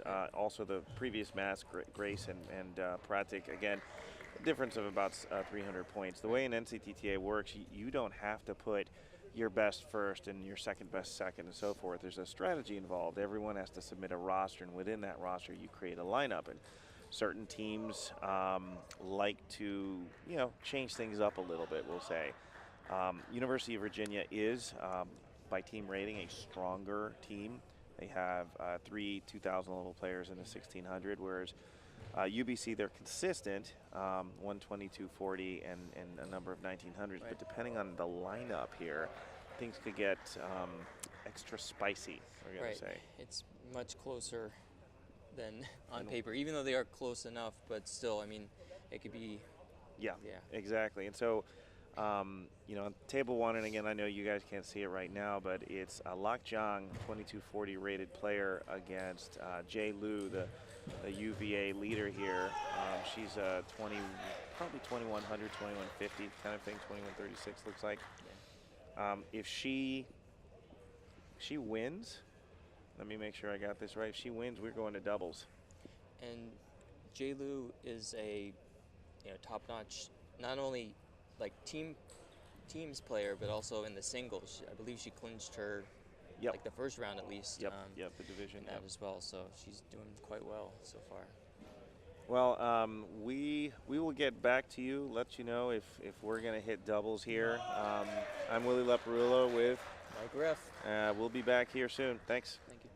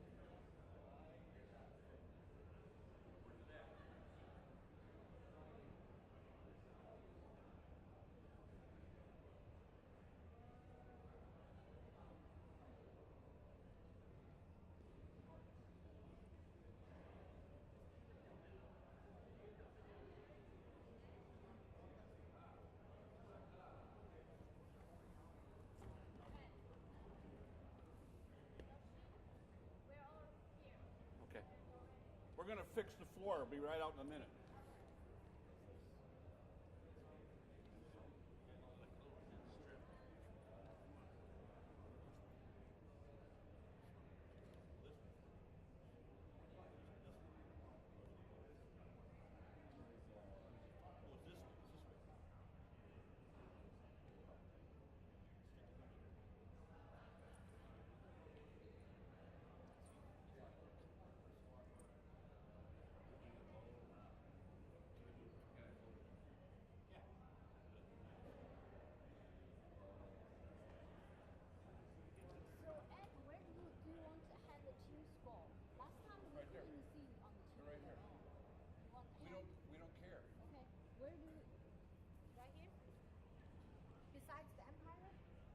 It's right there.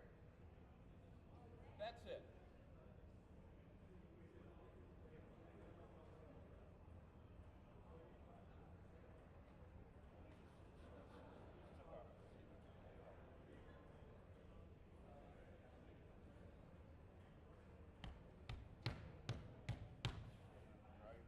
Drag your hand across.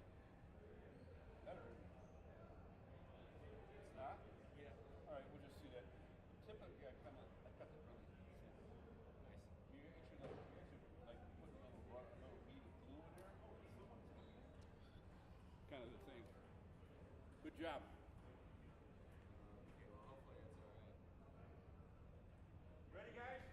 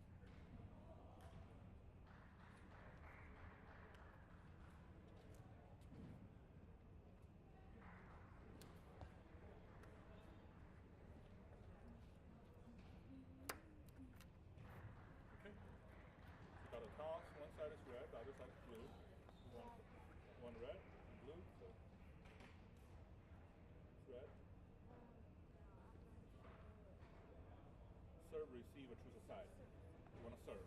Choose a side to receive. Okay, that side? Good. Okay.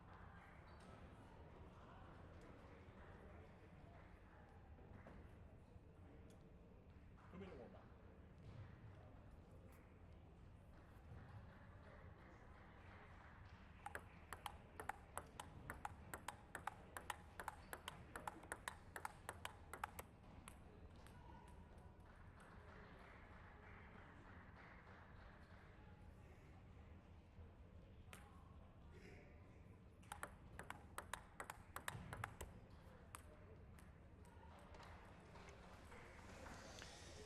Good afternoon, folks. I'm Mike Reff, and I have with me Andy Wynn. My name's Andy Wynn.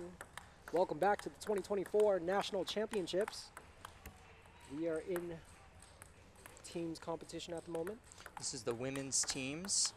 This is the quarterfinal. We have seeded 4 NYU, and we have seeded 5 California, University of California, Berkeley.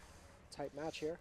And for NYU, we have Alakasia Chan, and California, we have Kylie Lam. Looks like, let's see. Looks like NYU player, Alakasia, she is a lefty. And we have a right-hander for California. This could be an interesting matchup. They're doing down the lines for, that's interesting. Yeah. So this is the quarterfinals. We're just waiting for them to start their match. There's 4 singles matches that are played in teams, and if they're tied at 2-2 with the singles, then it goes into a deciding doubles match.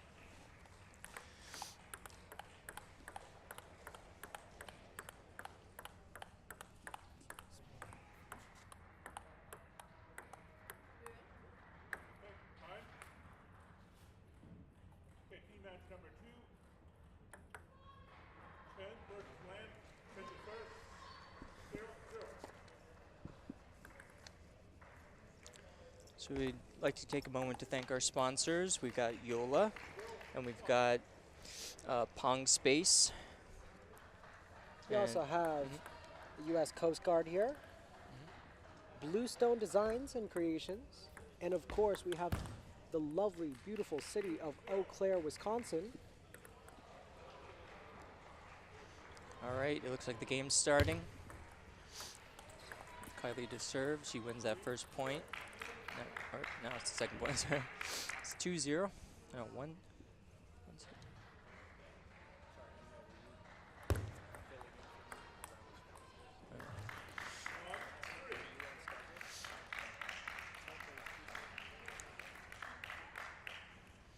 All right, Alakasia to serve.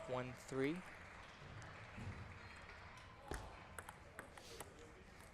Alakasia does a pendulum serve down the line, but mishits the following up point, the follow hit. And she's serving again at 1-4. All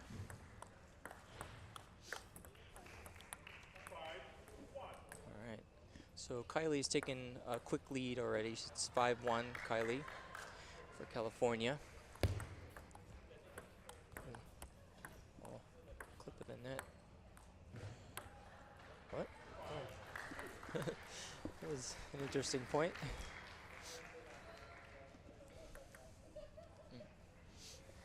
Yeah, so we have the second seed of the singles that we're commentating on right now. On the table 1 is the first seed with Lavanya Marutapandian and Anastasia Wang.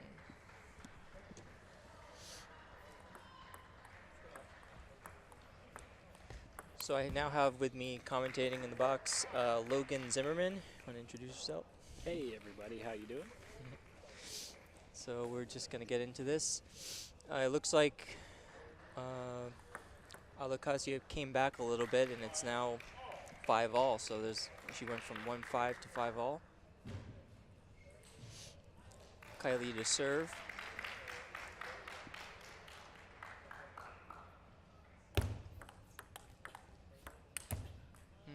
Nice job of Alakasia pinning her in the backhand corner. what is it? The swing of the pendulum goes the other way. But if you notice again on this next point, again, now it's 5-7. Yeah. She is just making it a point. She's attacking at that backhand side. Right. Every ball went to the backhand corner. And it's paid off in the last 2 points. Nice. Let's see. Oh, looks like a tomahawk serve.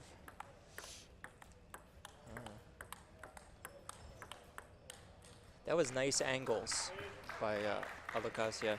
It looked like she was really dominating that point. She was directing Kylie to each angle and just really, in complete kind of- control. Yep, you got it. And Beautiful she had an serve. awesome. Wow, did you see that Yeah. curve with Yeah, that that was- forehand top Yeah, that was an awesome tomahawk serve.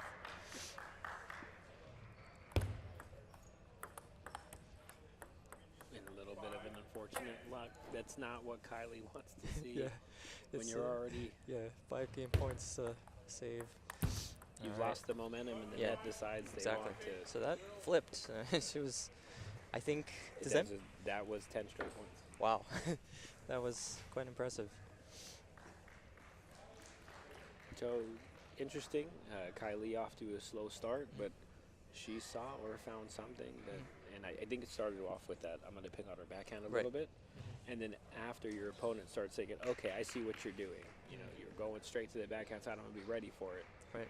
If you pick up that change in their mentality, then that's when you start going back wide to the forehand and Right. mixing it up, right? So Right. very good display of strategical thinking on the Exactly. part of Kylie. That's correct.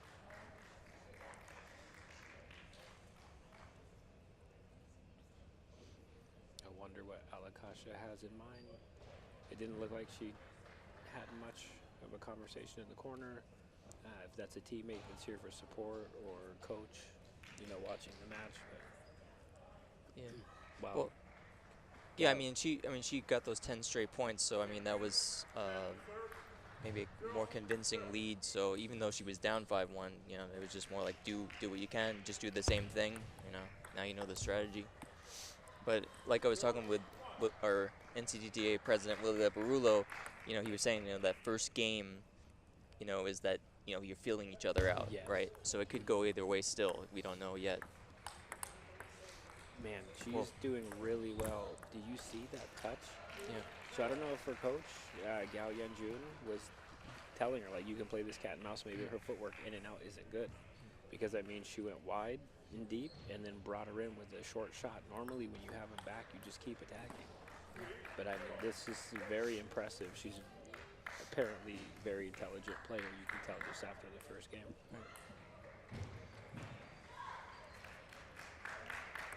Tomahawk serve again. Oh. And then with the drop blocked shot. by- And then a wiggle. Oh, wiggle. Off the backhand. Oh, I think she got fooled maybe by her own side spin or like the return of that, right? Well, it looked like Alakasia actually on the backhand side, like she read that wiggle spin. I don't know if she guessed. If she guessed, she Right. guessed perfectly right because Yeah. Kylie's hitting from underneath the table, so you can't tell the contact she made. You don't know if it's Right. spinning left or right. Yeah. So maybe she said, I got a 50-50 chance. Look at She this. went for it. Alacasa's up 5-0. It looks like, oh, okay, so Kylie just got 1 point and she's now on the board. That's the first point after a series of like 15 points in a row, right? This is true. That's wild. But look how controlled. Look at this. Yeah, that that's is a brilliant Awesome display. touch. Like, Yeah. She's got touch for a slow spin. Mhm. She's attacking with power and wide angles, Mhm. drop shotting, patient blocking, Right. playing the angles, like, Yeah. and that tomahawk, like, And you never know, that first game when she was down 1-5, it might have just been some initial jitters, initial nerves, and Sure.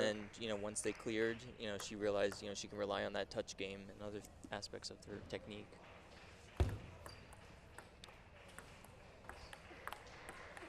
right off the bounce, close and Wow. controlled, and then fantastic. I mean, 8-1. it's Alakasia. not so much, Kylie making mistakes as it is Alakasia is just playing really out of her mind. Yeah.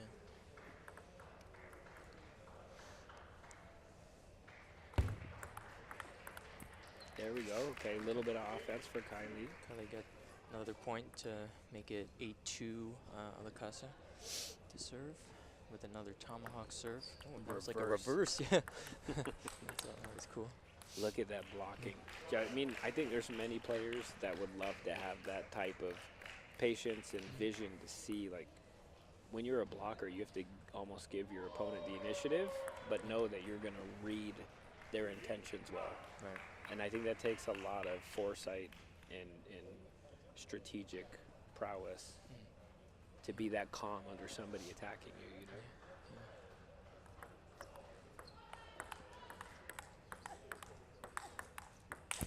Wow. And she's even favoring that backhand block and still has enough time to get to the forehand when she changes directions. She's not even at neutral at that point. All right, so it's 10-4. Alakasia to serve with 6 game points. It could make it a 2-0 lead already. She's been cruising. Nice wide forehand. Wide hit to her, Kylie's forehand, and Alakasia secures that 2-0 lead at 11-4.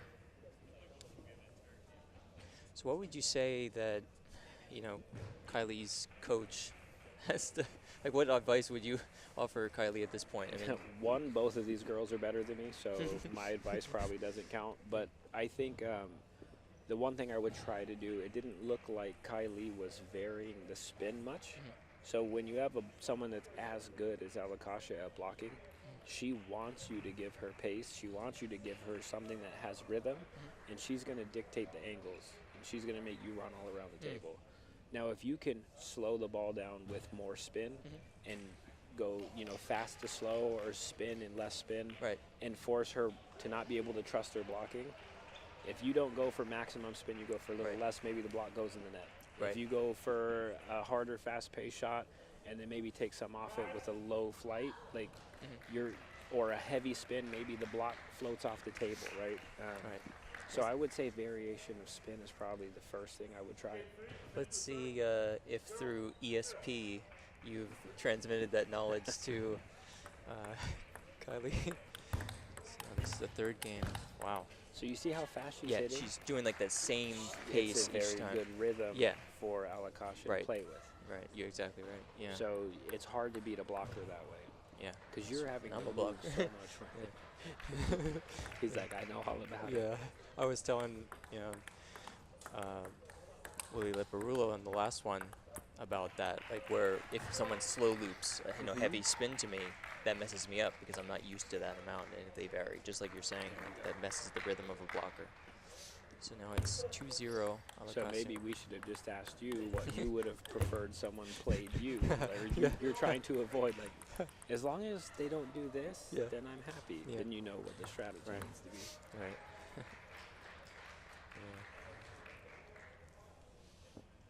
Let's see, 3-0.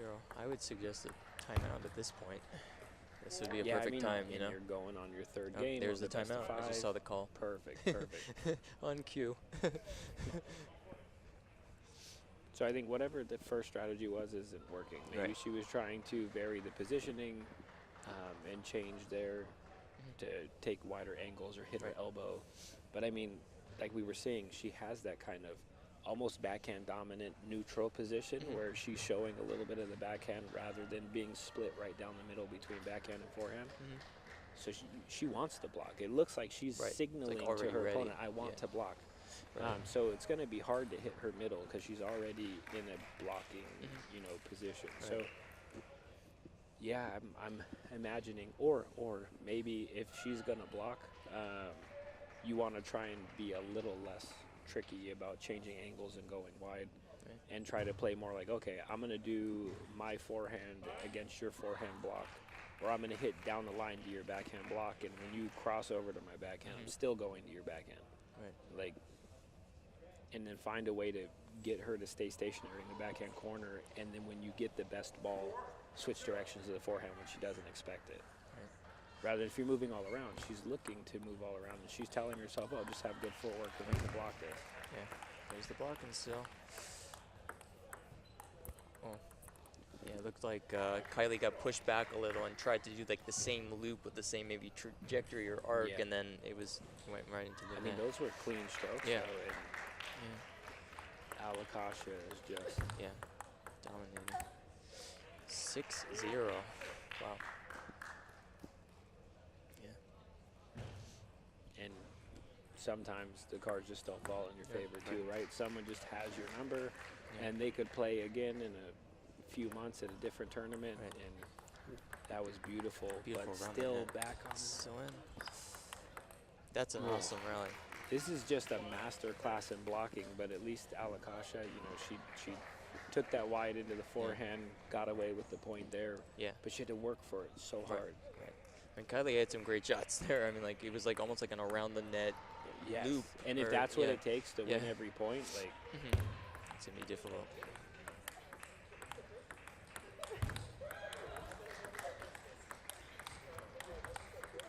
fantastic Wow. footwork. That was nice. Awesome. So I guess the answer could be also for Kylie. I just need to be a little bit more physical.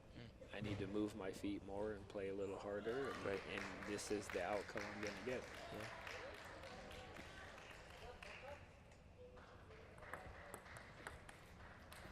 Great Interesting. read off of that. Nice. Kylie's starting maybe to adapt to that tomahawk serve, which can be, initially very tricky. Discombobulating if just you even don't the see motion of it kind of it. looks Sure. like you don't know where it's gonna go. Side spin, side top, side under. So it's 3-7. Kylie to serve. She's down 0-2 in games. This is important.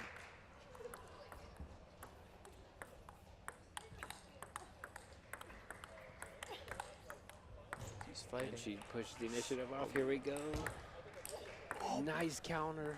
Oh, in a wiggle chop. Oh, beautiful Barely point. missed.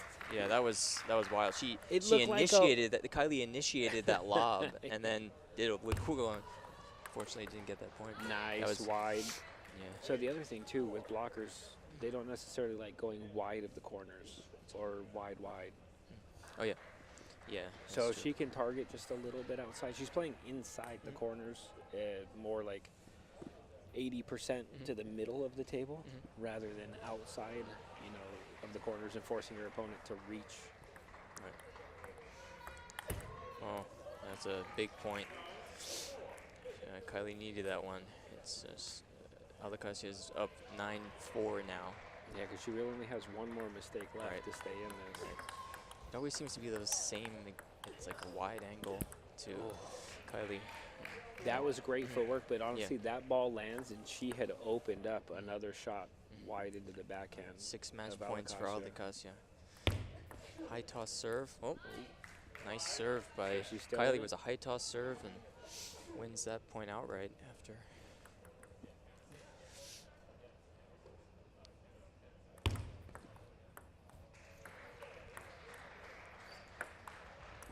And she got away with one. But Yeah. sometimes if a Yeah. player is masterful at defending, Yeah. and you ask them to attack, there's a reason why they defend so much. Right. It's not that they can't attack, it's that they're less comfortable attacking. So sometimes you have to figure out, all right, I have a B game, she has a B game. Let's see. She's still in it. She's still alive. Great touch. What a wonderful rally. She's fighting. Oh, that was she an was amazing in it. point. She fought so hard for that one. That was an That's- amazing display from yeah. both players. What a way to end that You match. can't even be mad at that. That's Yeah. one of those ways Yeah. that, like, if you are on the losing end of Yeah. that point, you can just smile and go, Right. yeah, I mean, I did everything I could. Yeah, that and was- you can accept that they just were one shot better. Yeah, that was an impressive display of technique, footwork, everything.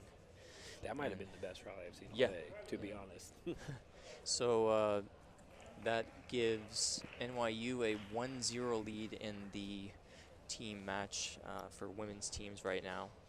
And so in the meantime, we'll be waiting for the next match to occur here in a moment.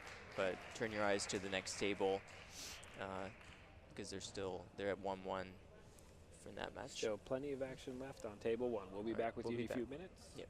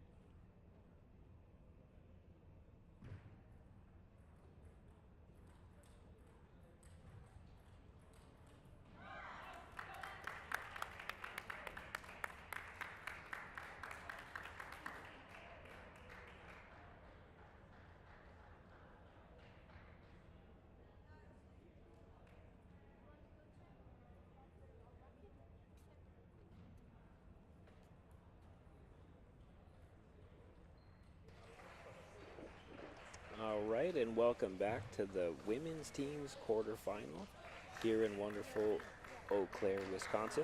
We have the third singles match between California's Saib Hannah and NYU's Suyu Zhang. So that's Hannah Saib and Suyu Zhang. This is right now NYU is leading in the singles matches of this team's match 1-0, and it's a close match on the other table, and you can watch that as well between Lavanya Marutapandian and Anastasia Wang. It's tied at 1-1. But we're gonna watch this match between Hannah Saib and Suyu Zhang, and they're currently warming up.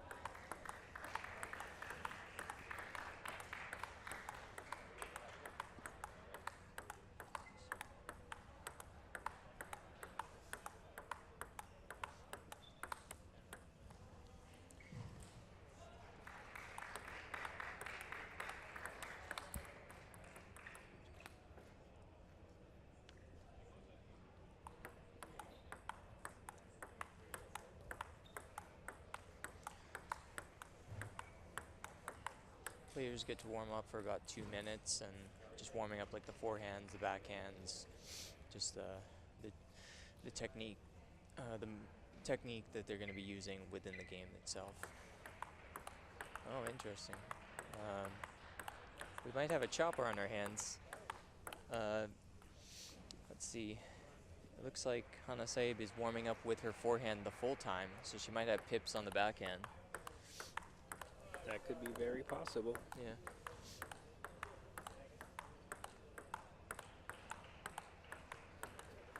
Now, the players at the beginning of the match, they have an opportunity to inspect each other's rackets. Right. So if there is some type of deceptive equipment on one side, Yeah. they'll get to take a look at it. They have every option. We won't know until the match gets started and we kind of see So we their hear tactics. the sound or the chopping motion or whatever they're going to do. You never know.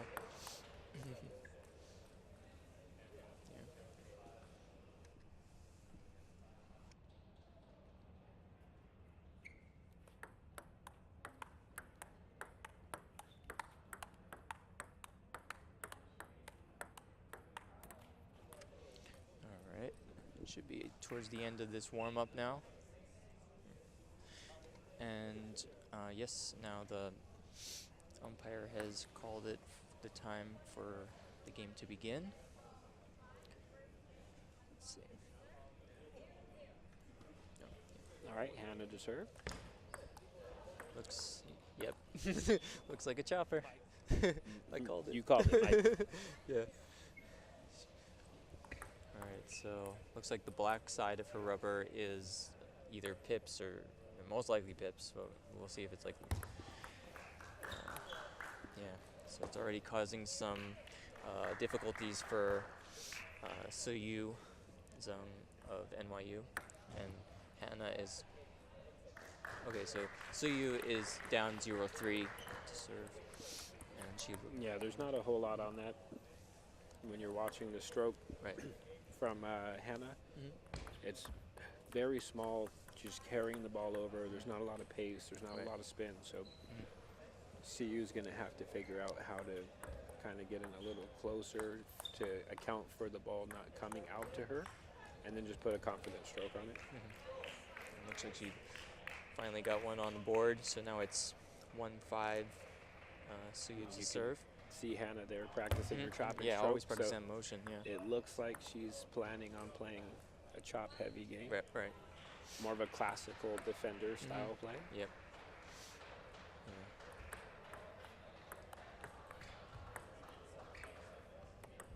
Yeah. Ooh.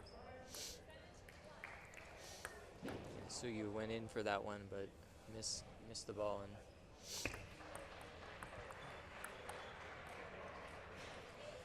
so you went for a backhand opener and was not able to land it. So now Hannah is a comfortable lead at 8-1. Now, interestingly enough, she's also chopping off the forehand side. Interesting, yeah. So I'm almost wondering if it's some kind of like butterfly tackiness chop rubber. Something where it's designed to allow you to kind of play both styles. Okay. So is it more like a slower paste rubber on that side, like it, Yes. yeah. And sometimes with a tacky feel, so you can It still sticks to get it. the chop and it doesn't get away from you. It's not like excessively speedy. Right.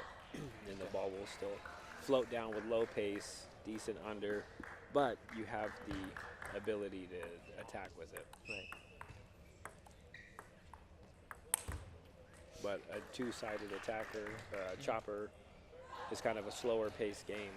And you saw that CU, she got the ball float up high, and she smashed it and realized that it didn't have a whole lot on it. Right. Now it's 4-10 to serve.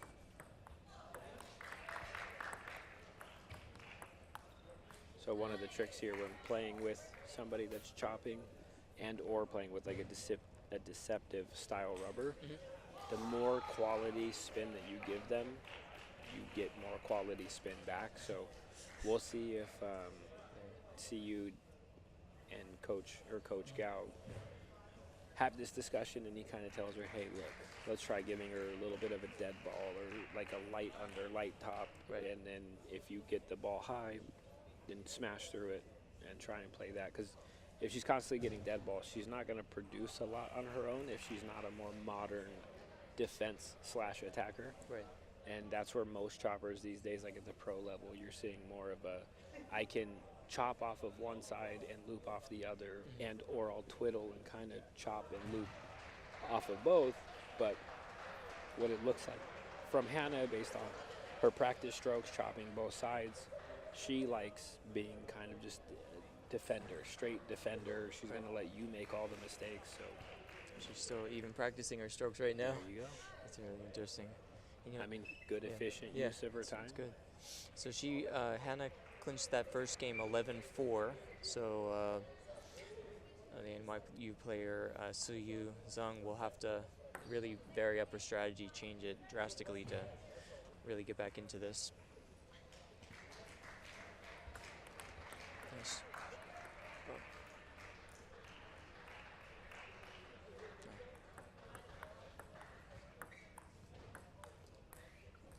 And that's just what happens. If they can take everything off of the ball, they make a stroke and you think there's underspin on it, you go to lift, and you don't find out that it's dead until the ball misses the table. Right.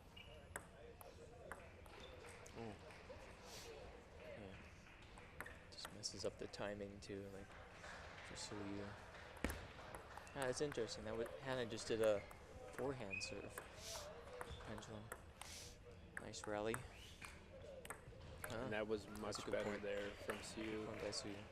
Kind of like a patient looping. Yeah. She's not trying to rev the ball or put anything more than what's necessary to keep the rally going. I got a question for you. I don't know if you, or where we're like with the chopping world, but like, is it more backhand dominant for the serve? It seems like they do the backhand, then twiddle back to the forehand, and then go back into that. I think You it think depends just on depends? the player stylistically, Okay. what they're more comfortable with. But the key point that you did say there is whether it's a pendulum or a backhand serve, Gotcha. they are using majority the tacky rubber to produce spin and Yeah. then twiddling to traditionally chop on the backhand. I hit right in the corner. Still in. Did you notice her loop though? The crazy side spin, right? She got a weird off-axis spin from the chopper, and then when CU put it back, like she didn't take any kind of big swing at it, and it just curved back onto the table. Yeah. All right. 3-5 Suyu to serve. And then, but tactically, that's probably what her and her coach talked about, right? She went deep into the forehand side, Yep. and caught her a little off guard with that backhand chop. See how she's stepping to the forehand side to chop with the backhand? Yep. So ideally, if you know your opponent wants that backhand and they're going to hunt it all the way over. Oh, and then she's got a smash of her own. So idea being, it looked like the tactic was, we're going to find out if she's going to chase the pip side all the way to the forehand, and then that opens up the wide angle to the backhand. So get her to move way over for the pips, and then you can hit away from her because she gives you the table. Let's see. Ooh, beautiful backhand So shot see, by Suyu. push out to her forehand side, get her to stand more to the forehand side, and then attack the backhand. So it looks like that is the line of play that they're going for. Super move. Okay. But serve. Suyu to serve, but it's 6-7, so it's a completely different game now. Oh, she was a little See, late. It looked like she was trigger a happy, little right? late. Yeah. She saw it and she moved into place, but by the time she hit the ball, it was Yeah. already falling. Yeah. And that's the thing, when the tempo from these deceptive style rubbers, the whole thing is to confuse your opponent with, you know, the paces are off. They're not traditional. Ooh. So she almost gets there. You know, we've got the game tied 8-8. 8-8, yeah. New game now. If Suyu can get this same, then it will be leveled at 1-1, and it could be open season then. Well, you can tell Suyu right there. She's got a better idea of what's working and the tactics that she can and can't play. Kind of finding Hannah's limitations. And this is a tough thing about strictly defense or majority defense style player. You're kind of hoping your opponent doesn't figure out your pattern. Because then, right there, she moved her into the backhand, wide to the forehand 2 times in a row. Nice, great point by Suyu. Now she's up 10-8 with 2 game points.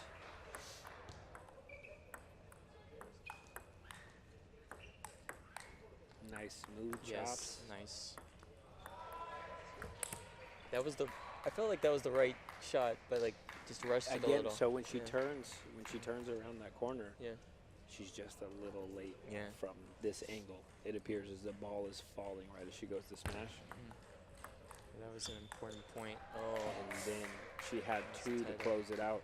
And now we're going into deuce, Yeah. That's where good. they're, you know, on an even playing field now. Right, and now they're serving 1 point apiece. Her advantage is lost. So Yeah.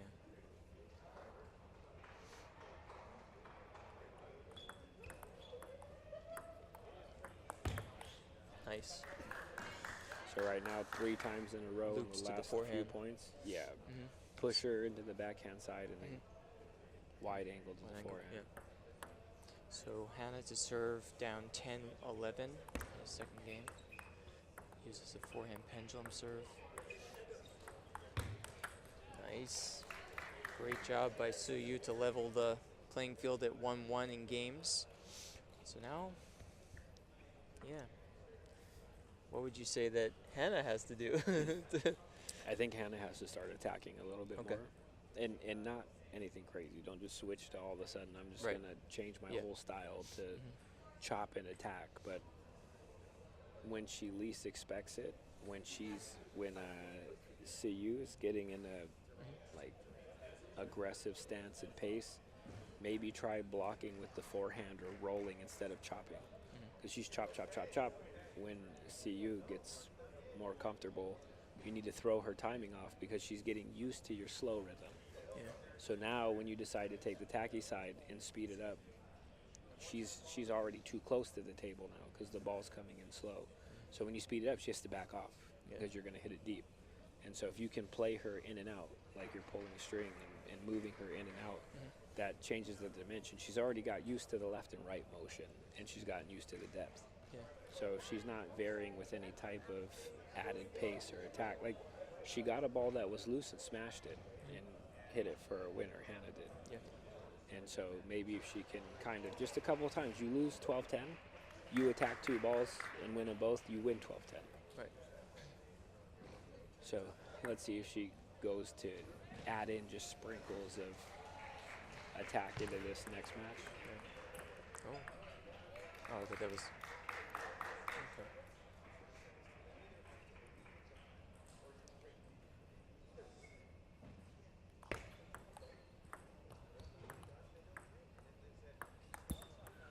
She was doing more forehand. Hannah was doing more like a forehand kind of push, chop sort of thing. Yeah, she has a little bit of what looks like a chop from underneath the ball, more forward in motion. And so I'm curious, like right there, CU got a ball that sat up and just hit it incredibly well. She has a lot of pace and power that we're seeing. So the deception level either needs to increase or she needs to attack so Hannah can have the initiative versus giving it to CU the whole time.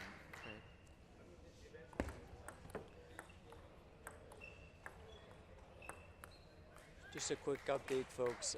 NYU is up 2-0 in games. I mean, sorry, in matches won. The match for count. The match count, and so if they win this next one, they've got it. So they have to win both of these matches that are occurring on tables 1 and 2 in order to tie it, and then go to like a doubles tiebreaker. What I mean is if California does it. And right now, it looks like NYU on our table, Right. CU has figured out a workable strategy. Oh, she was right there And too. That attack. was almost like she read her like a book. It just the execution, net got in the way, threw it a hair low.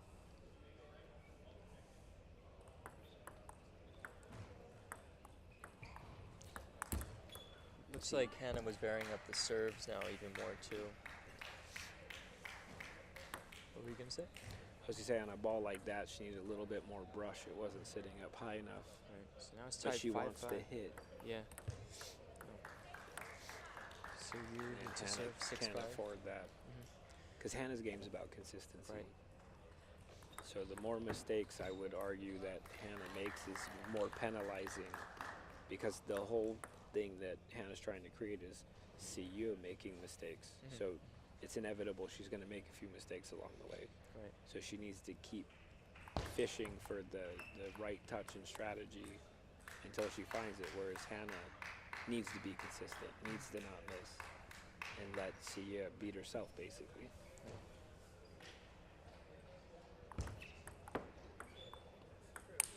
That was wonderful. Just straight ripped. Right. She read that one really well.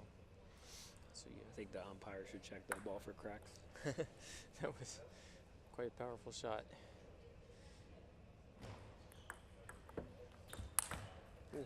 So fed her a dead ball. And Again. she went to push instead of getting that chopped down because she expected it to have underspin. So Yeah. 9-6. So you. timeout is very smart for Hannah. Yeah. And I mean, this could be an important game, right? You Right. know that your This is the opponent momentum shift. has Yeah. started figuring out Right. like the keys to victory against you. So right now we have Suyu to serve in the lead, so 9-6.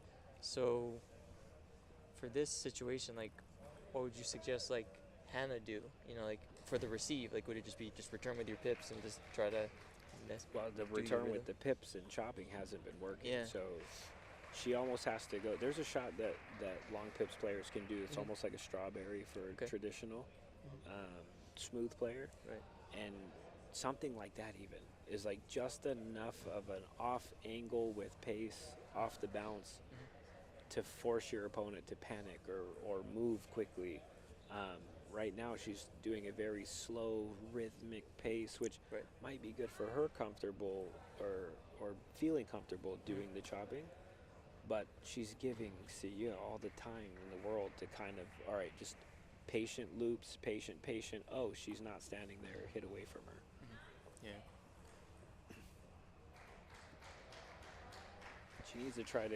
Hannah needs to try to get Sia to panic a little or react. Wow. But I don't know if she's giving her a dead ball or a light under and disguising it, but Hannah hasn't been popping balls up that high in the first match. Hannah. That might just be nerves Yeah. or confusion, still thinking about the last 2 points. She's Right. like, why can't I read that serve? And then it's your turn to serve, and Right. your mind's still on.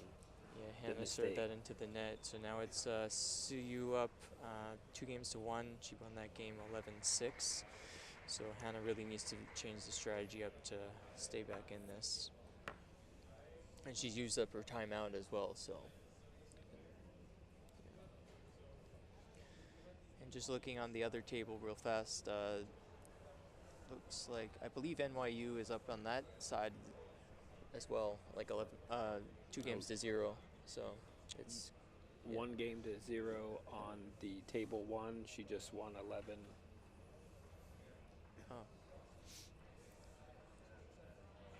Oh, you were correct. Yeah, two You were games correct. to 0. 2 yeah. games to 0. I Yeah. can't read a scoreboard. No problem. Yeah.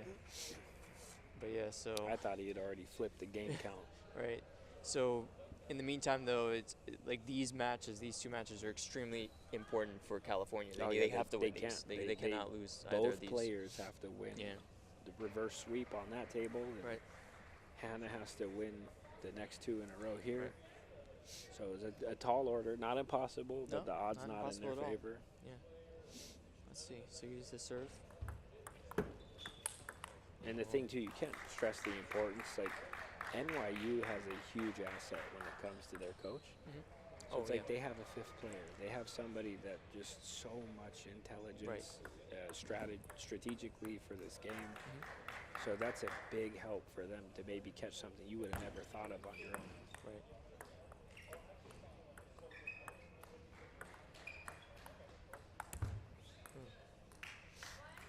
And the other thing, too, I mean, Hannah wins that point, so we'll keep it up, stick with the plan. But if Sia starts running away with this one, you have no timeouts, it's the last game. That was what we're looking for. Yeah. More of that. Hannah's taking more of the initiative because she knows this is it. Like, this is, you can go for broke. Yeah. 2-2.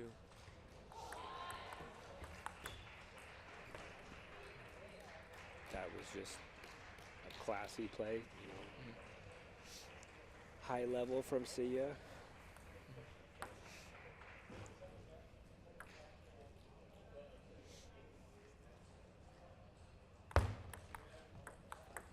Looks like a fast top spin. Yeah, serve but did down you to notice the backhand. the pattern was fast both directions. Right. So fast into the Backhand. backhand, she steps around. She had to go so far to the forehand. She got to the ball, but it wasn't a quality touch, so it floated long. I think the score. Okay, the scoreboard's been updated. Yeah, so it's 3-5 Hannah to serve. It's the right idea, but she It wasn't is. there in time to complete And it that might smash. be a little Hannah. too little, too late. I mean, if she had tried Right. last game, she would have had a few reps to get her timing down. Mhm. Now she can't afford to make the mistake. So 5-3, so you to serve. a So little you've got fortune there.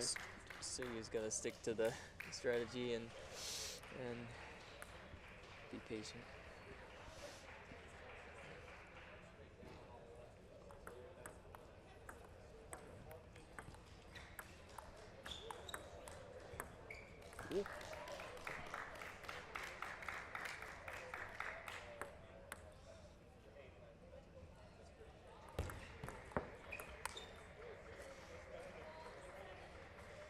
But I mean, I like where Hannah's head is at. I like what she's trying to do. Yeah, I just wish she did it like earlier toward the on. end of game 2 or Right. game 3. Right. Yeah. But it's got to be tough if you're not used to attacking much and you start attacking as your plan B.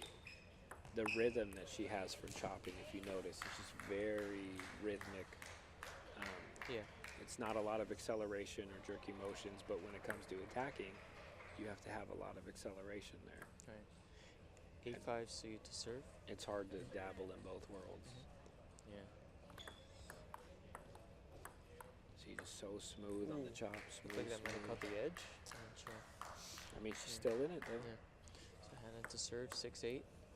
These 2 points are very crucial. Well, it looks like it might not matter anymore. Yeah. Table 1, NYU just took the victory, and looks Right. like they clinched the match. Oh, so it looks like so you just called the timeout to try to seal the deal in this final game, or could be a 5th game if Hannah continues doing well. But officially, NYU, I believe, has gotten the third singles match count for this team's match. So that does make them win, but we still play out this match regardless.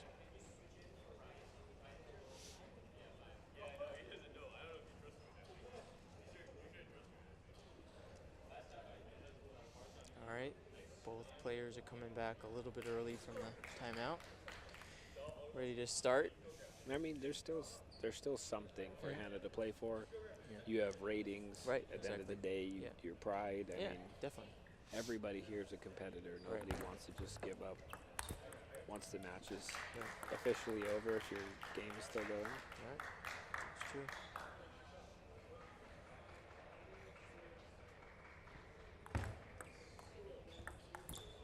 All right, Hannah gets She's hanging on. that She's hanging point. on. So you to serve 9-8. She's thinking about her serve.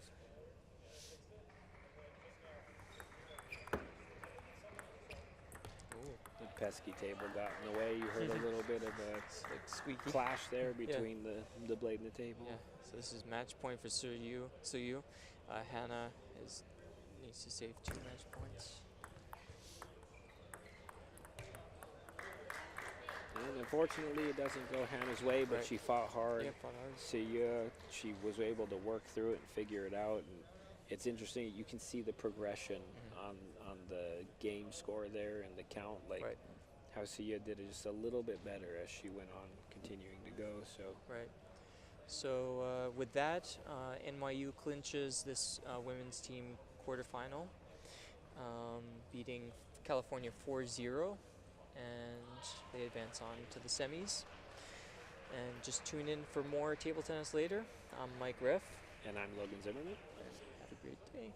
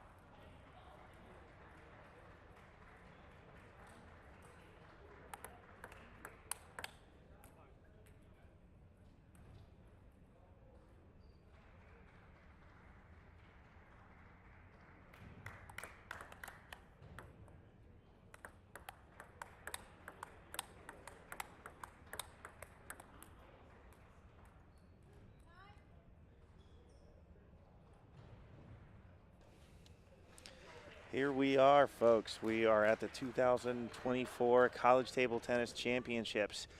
I'm Willie Leparulla. I'm here with Mike Griff. We're here again. We're looks like we're in the round of 16 here. University of Michigan versus Columbia University. So what do we got here, Mike? We got Po Yu Kung of Michigan and Hang Xiao of Columbia. And Looks like they're both, well, we got a little bit of a video image issue, folks. We're going to work on that here so everyone can see what's going on. To the video people, they're working on it. well, in the meantime, it looks like Po Yu Kung is currently up with like around a Or you could just 3-1 lead. You could use your imagination at this point. And trying to say, see what's going on. But you can see our sponsors, Visit Eau Claire, Yola, U.S. Coast Guard, Pong Space. And as soon as they can remove the image here,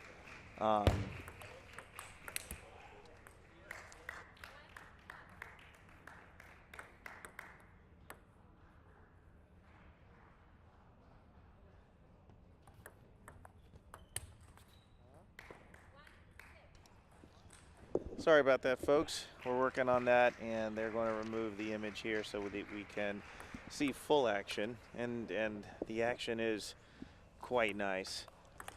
There are two right-handed players. Oh, here's a lobbing action. That's lovely. What are you looking at?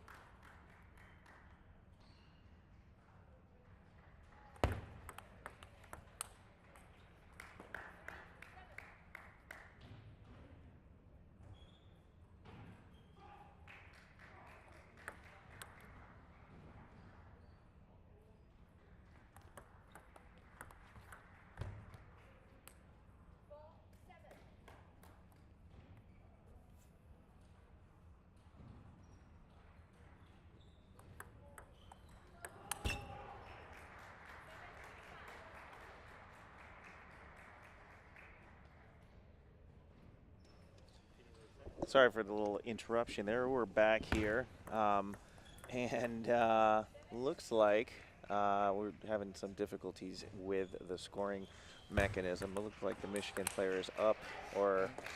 Right. Is that what you see, Mike? Yes, sir. Mike, So, Mike yes. has a 4 eyes. He wears he wears glasses. I do not yet. You're in denial. That's true. Just like there's two just like really powerful players just going all out with firepower right now. I'm curious, where are their backhands? It's been all forehand. Yeah, that's right. Let's see. Oh, there's one. Oh. Ooh, save with the net. So there's an interesting story actually with Po Yu Kung, University of Michigan. So he didn't have a rating prior to playing the last divisional, and so in NCTTA you play where you are in your certain numbering order, and so he's the number 2 player, and so they were from the Ohio East Division where it's not too strong, and so he had like a 1800 rating. But we ended up finding out that he's got some international experience, and lo and behold, his rating did jump around 21-18.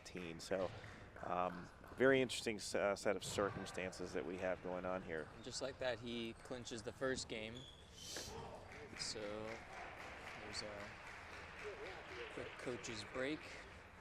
So Han Xiao's no slouch either. He's an 1861 rated player, but you know the way Columbia has lined up here today, Columbia is putting a 2100 in their first slot, and their second slot, which would be the weaker of all the 4s in 1861, and then third 1989 and 2113. So they're looking for a 3-1 split if all things go well for Columbia, while Michigan is a much stronger team, you know, with their ranking. They're the 8th seed currently here with quite a bit of firepower here. So we're going to see what's going to happen here, sort of a battle between Great Lakes region and Northeast region here.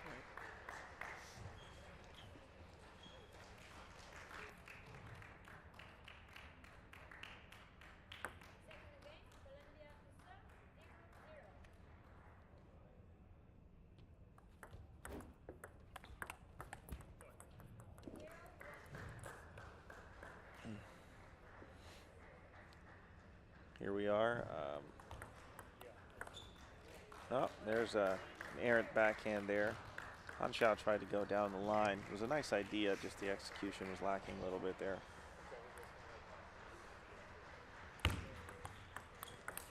Wow. That's firepower for you there. Poyu, he just had an amazing loop there and just knocked off Han Xiao's racket into the air.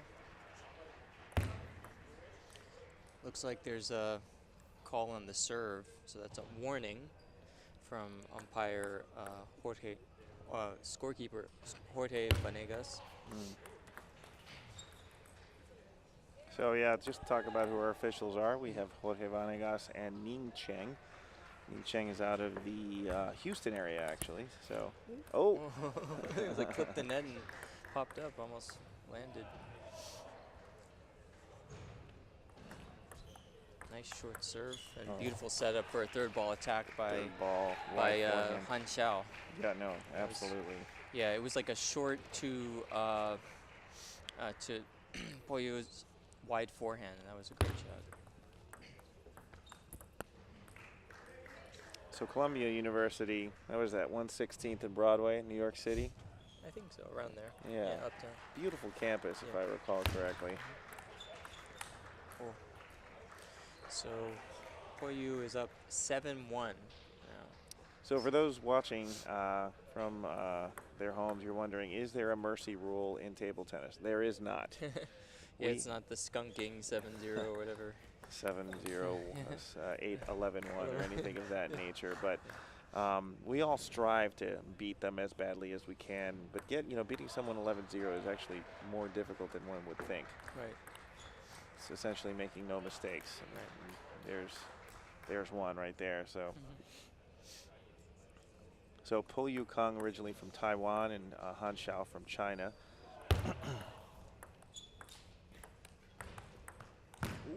So lobbing.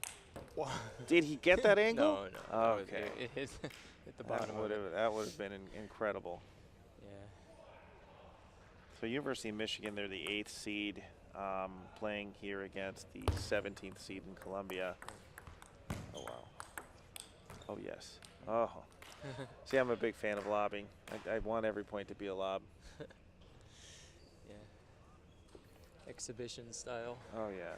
There's nothing better.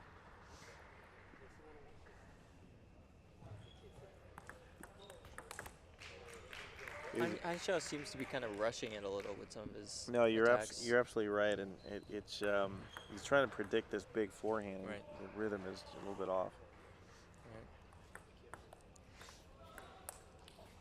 You got that one. Yeah, I noticed they had several opportunities to take those 6-point towel offs. Just going straight through. They're going straight through. Yeah, I haven't seen a towel break since our commentating in like the first match a few hours ago. Yeah, absolutely.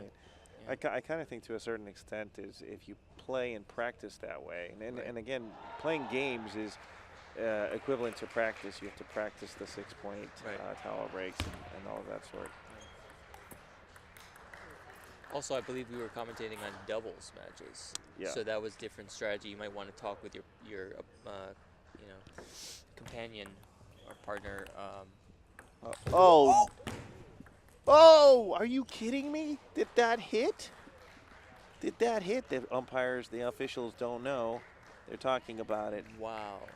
Did I see what I just saw? Yeah, it was like edge back and forth. Tell me you hit the cue button. I did. That was impressive. Folks, we've got a little button here on our desk that says record the point. And that was a point of all wild. points. Yes. That was an edge, and then another edge. Yeah. It was a complete ludicrous, really, to see how that ended up there. So it looks like Poyu got that second game 11-6. So point awarded to him. So he's up 2-0 lead. So what do you think that Han Xiao has to do to kind of get back into this?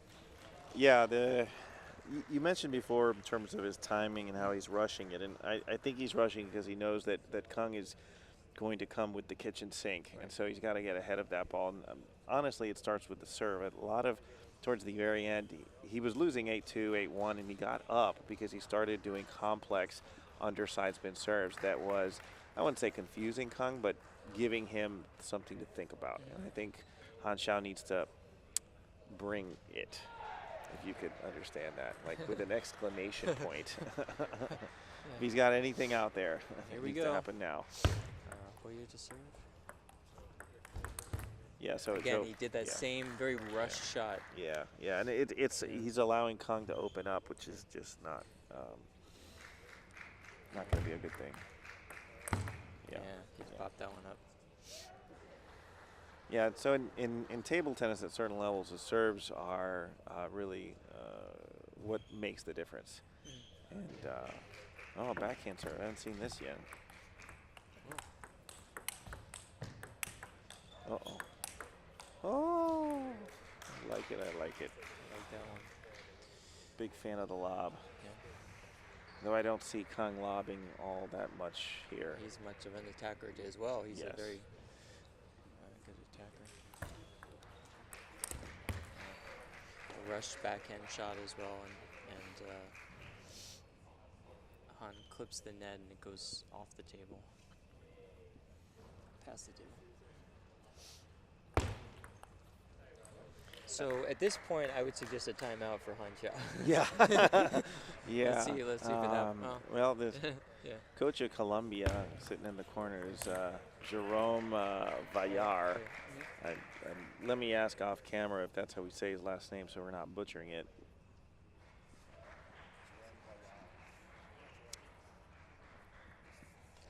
Yeah, it's been told to us by fellow commentator Logan Zimmerman. It's Jerome Villar. He's the coach in Columbia University's corner.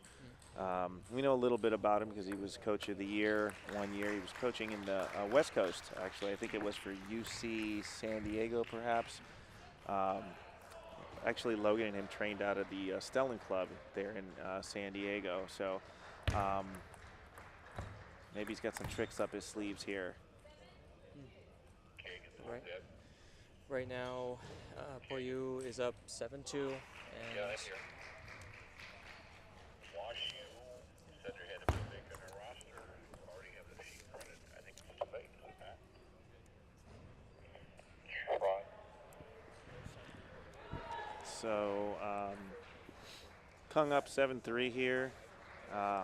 Han's really got to change things quickly here, else it's going to become a 3-0 drubbing here. So it's looking like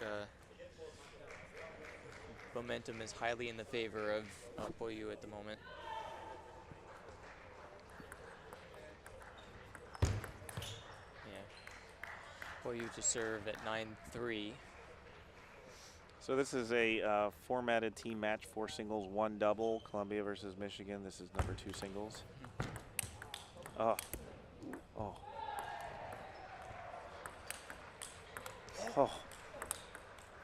What a point. Wow, that was what an amazing. excellent point. Amazing point to stay in there. I was so mesmerized I was about to start clapping. We're not allowed to be Be impartial. yeah, exactly. Can't be partisan in any way. Oh, and that no, is that his point? Did he throw his racket at it? I thought he, It looked like it. That's how quick the sport Yeah, is. You it's wild. can't tell. it's a 4-10. Jeez. All right. And that does it. Excellent. 11-4 to Poyu to seal the deal at 3-0. That's the first match for Michigan. And Yeah, Michigan yeah. is up 1-0 at this Right. point in table 1. It's Eliel Sosis versus Joe Jang. And Mike, do you see who's up? yeah, Elio is up 1-0, but is down 8-10 in this second game. So it's still pretty close. And it looks like he just missed that point, so it's now tied at 1-1. Yeah. That's looks like another close match here.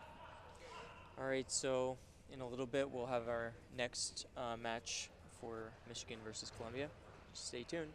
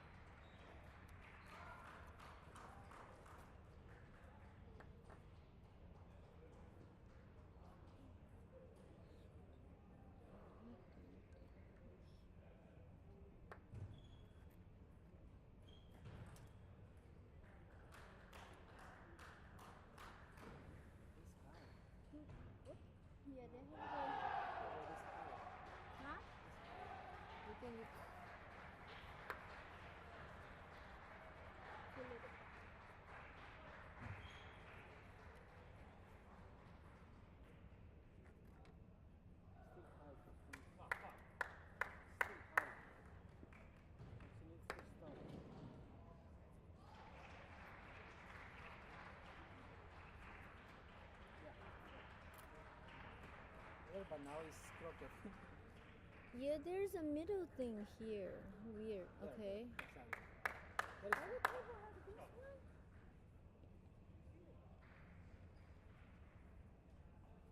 okay.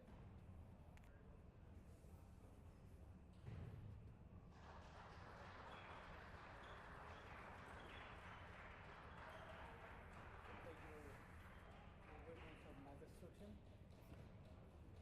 Okay. You want to choose black or red? Red. See what you say. Also. You say. Side. First one. Okay, gentlemen. You have 2 minutes. Sweet. Oh yeah, regular. That's it.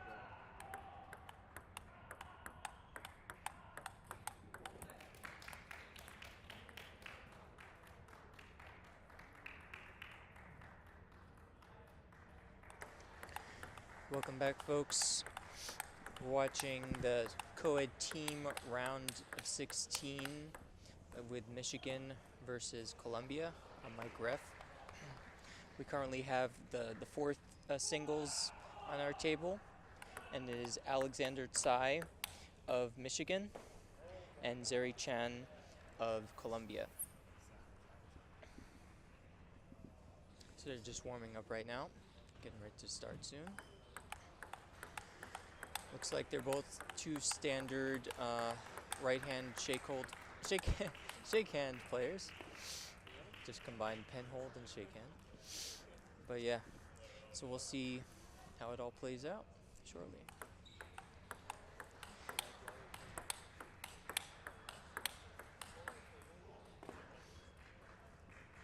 Alexander Tsai is rated 2030 and Zeri Chan is rated 2113.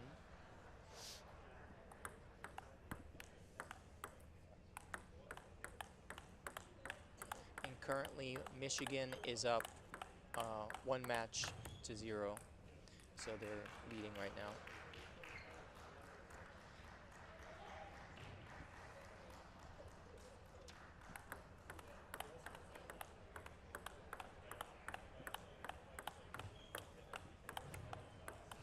I'm just warming up their backhands now.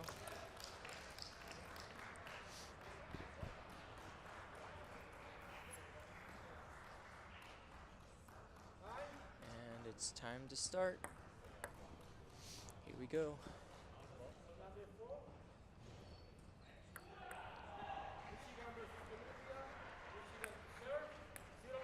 Alexander is starting the serve at 0-0.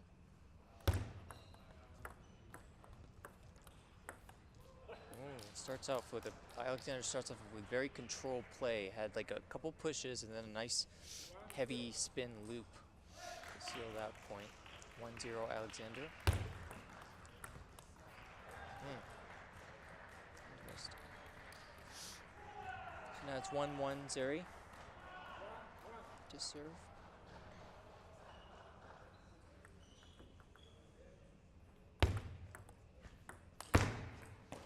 Looked like Zeri produced a great serve that fooled Alexander, who popped it up, and Zeri finished it off, and now is up 2-1 to serve.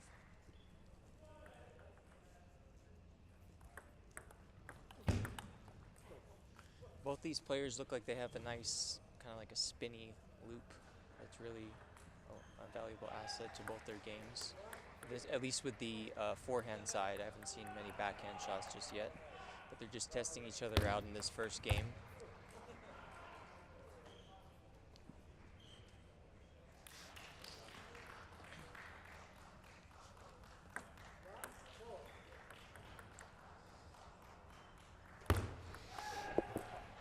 Hey, Willie Leparulo is back with me. I am back here, so sorry for the little interruption. Here in NCTTA, we wear several hats. One of my hats is, as a tournament director, is to put out fires. And a little fire, but we got to put out. So what do we got here, Mike? So we have Alexander Tsai of Michigan and Zeri Chan of Columbia. Right now, they're just testing each other out. I was noting that in the first couple points, both of them had kind of like a controlled spinny loop, and it was using it to each of their advantages. But it looks like right now Zeri is exploiting more weaknesses of Alexander. But they're So I have an interesting story while Mike goes to get the ball. Alex Kai, I call him Alex Kai. I'm not entirely sure how you pronounce his last name. I've always called him Alex Kai. Alex just nailed the backhand that jumped over the barriers. Lots of topspin. So I have an interesting story about Alex. I played with him in a teams tournament last summer. We were in Rockford. Rockford used to host the America's Teams Championships at Hogshead's tournament. Really pretty good tournament. And Alex was my teammate, and he's top notch. And the story behind it, he was featured, and it went viral. He was featured on Instagram and YouTube doing a behind the back shot. Like he turned around and just like, oh, I lost the point, hit it, and it was a winner. And it's one to look up. It's a good one. Alex is a strong player, so good technical short serves, good forehand and backhand. But Zeri Chan is also very good, so we're going to see what's going to happen here. I think Zeri is the higher rated player, but it could go either way. They're pretty close in ratings. It's like 80 or 90 points higher. Yeah. So 5-8, Alexander decided to serve. Oh. Wow. That's nuts. 2 nets in a row. The reach around the table. Ode to the young. That's why they say never give up on a net. There's always a chance. Right. True.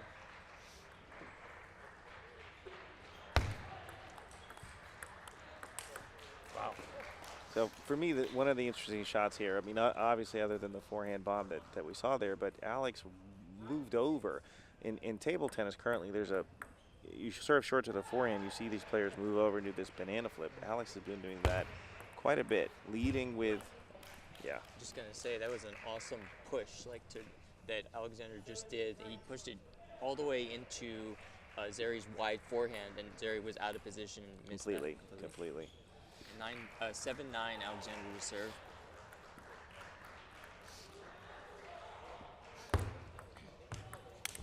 Oh, got the net. So Alex's dad is here, umpiring actually, Leo Kai. Again, I'm not entirely sure how you pronounce the name. I think you're doing a Sai or a Kai, but I call him Kai. Leo and Alex are out of the Buffalo area. Alex goes to school at the University of Michigan.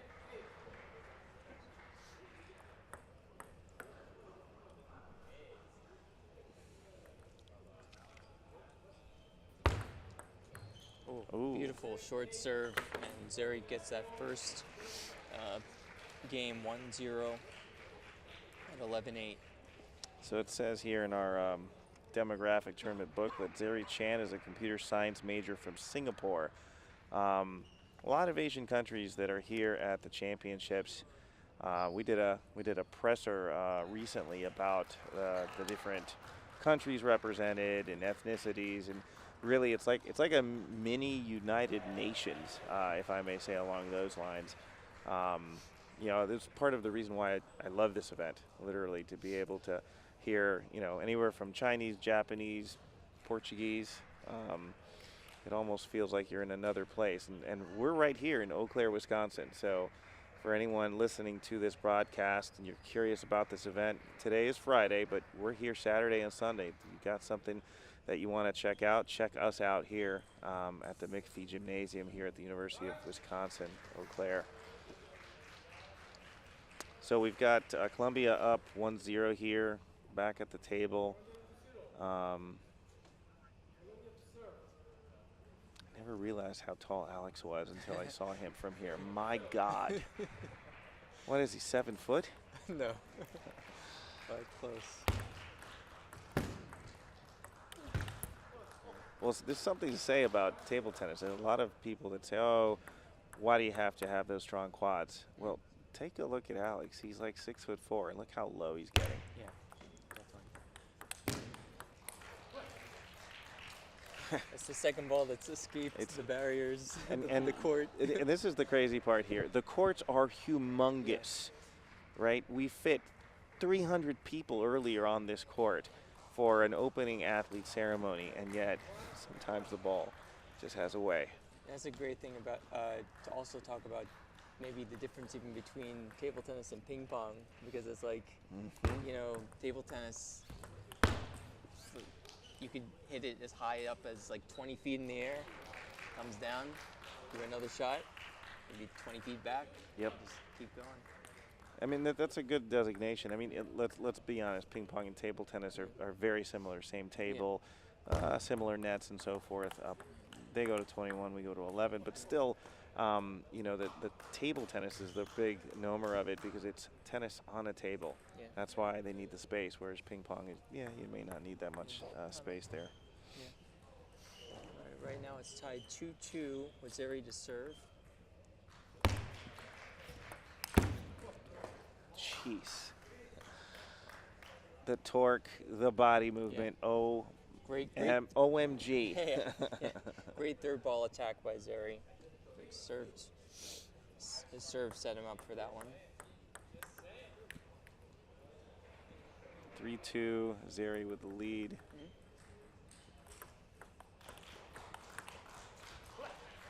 Alexander is like a really like control player, but also can attack. Like, it's really cool, like very versatile. Well, again, I remember him playing, and he was obviously never got tired. Youth helps, but he's going to sit there and roll and drive with you on the backhand for days.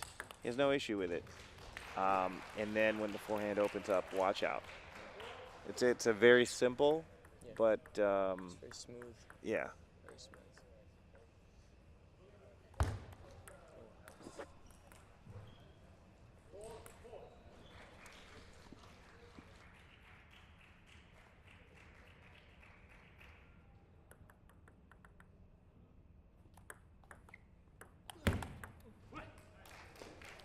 It's a great backhand block there from Alex.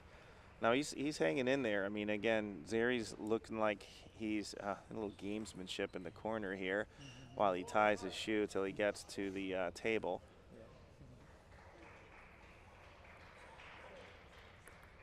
In such a fast-paced game as table tennis, a few seconds can be a good amount of time to deliberate something, you know? Yeah, absolutely. It's gamesmanship at its best. 5-5 now, Alexander to serve.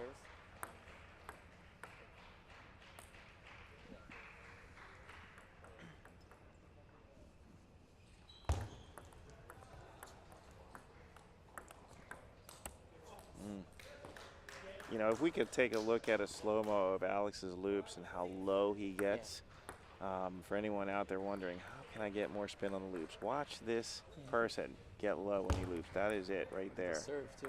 Yeah. Knee almost Almost touched the a ground. shovel serve, you know. Does his knee almost touch the ground? Oh, my gosh, you're right. Oh, wow. It's interesting if you look at different physiology of certain players, almost touching the ground. So he's doing one of those exercises, the plyometrics exercises that you, is the wrong word? Maybe. Fair enough. A difficult exercise when you bend at the knee and almost don't touch the ground. You're going to feel it in all sorts of limbs and so forth. Right.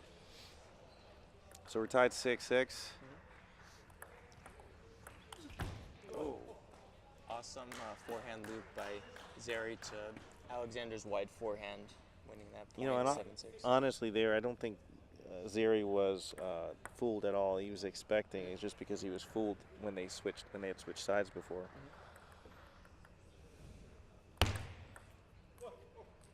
Banana flip goes wrong there, and Zeri Chan is up 6-8.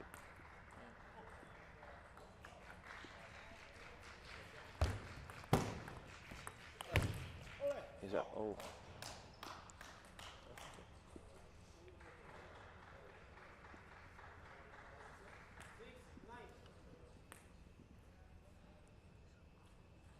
Alex thinking a little bit harder. What is he going to serve? Oh. Always hate to see that. Yeah. We're not being biased here. We just want to see good table tennis, and that's just a lapse of thought right there. So Zeri's up with 4 match points. Oh, game points. 10-6. 4 game points. So he lose that second game 11-6. He's up 2-0 against Alexander. And it looks like on the far side, Court 1. Michigan. No, let me see. Well, We're guessing that Michigan won it, Right. but we're not entirely sure. Right. So we'll verify that. We're actually looking at body language right now to try and see where somebody is, but we'll verify that here in a moment. But table 1 did complete. We're here on table 2, and we've got the number 4 singles, Alexander Kai and Zeri Chan. A bunch of, I'd say Alex is like 20, 30, and Zeri's a 2100. So it could go in either way, but I think at this point, Zeri's forehand is just much stronger, and that's the difference that we're looking at here. Alex is controlling, but looks like today power wins out.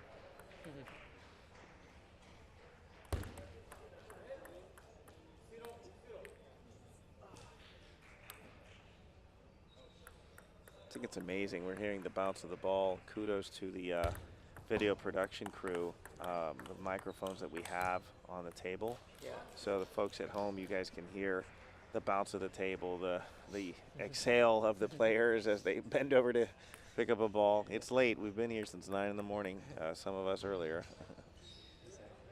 Oh, nice flip by Zeri. That's real skill, because Alex put what looks like side top, and Zeri just followed the ball back, gave him his own spin back.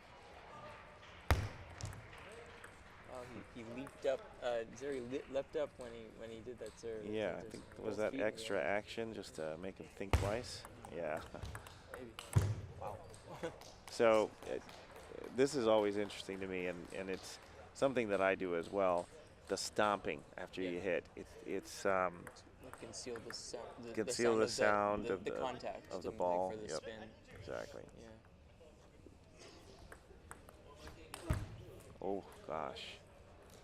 Yeah, at this point, it's abundantly clear that whenever Zeri is gonna get a third ball, he is not going to mince words. He's going to go after it.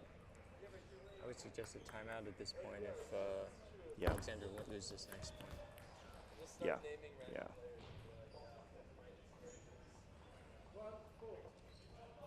It should be a timeout, but yeah. Sometimes it's up to the players, not necessarily the coach. There's a conversation ahead of time about whether or not they're going to get a timeout and when they're going to call a timeout. So. And also, he has the serve, so. Yeah. Well, I mean, yeah. No, I agree with that. Went for broke and a little long, so now it's Zeri Chen to serve 4-2. This could also be the opportunity for a towel break, which Alexander is doing, and Zeri's just taking a breather away from the table, so that they have that right to do so. Yeah, it's like as you said in an earlier broadcast, a mini timeout.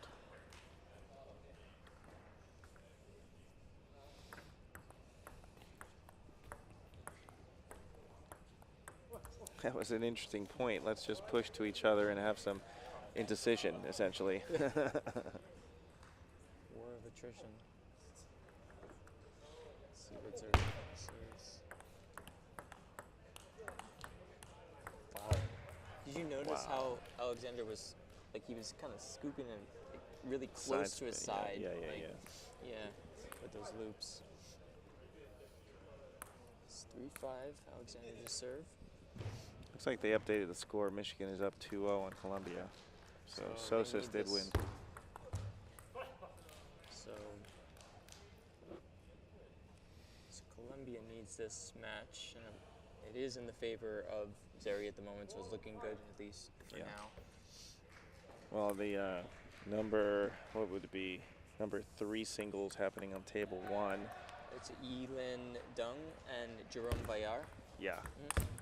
Yilin Dung is a 2300 long pips player. It's extra disgusting, but style of play certainly.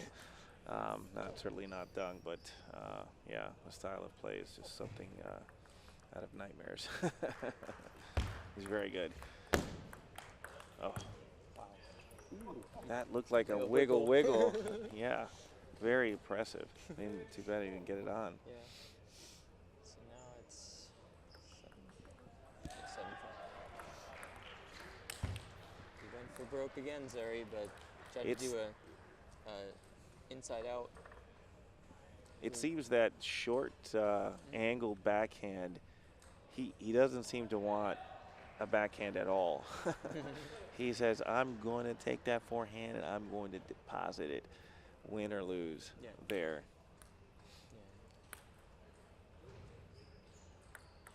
Alexander to serve. This point's important. Yeah. 5-8.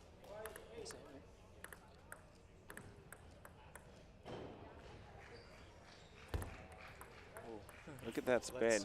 Lots of that spin. Was loaded with underspin. Yeah. But let's see what he does this one.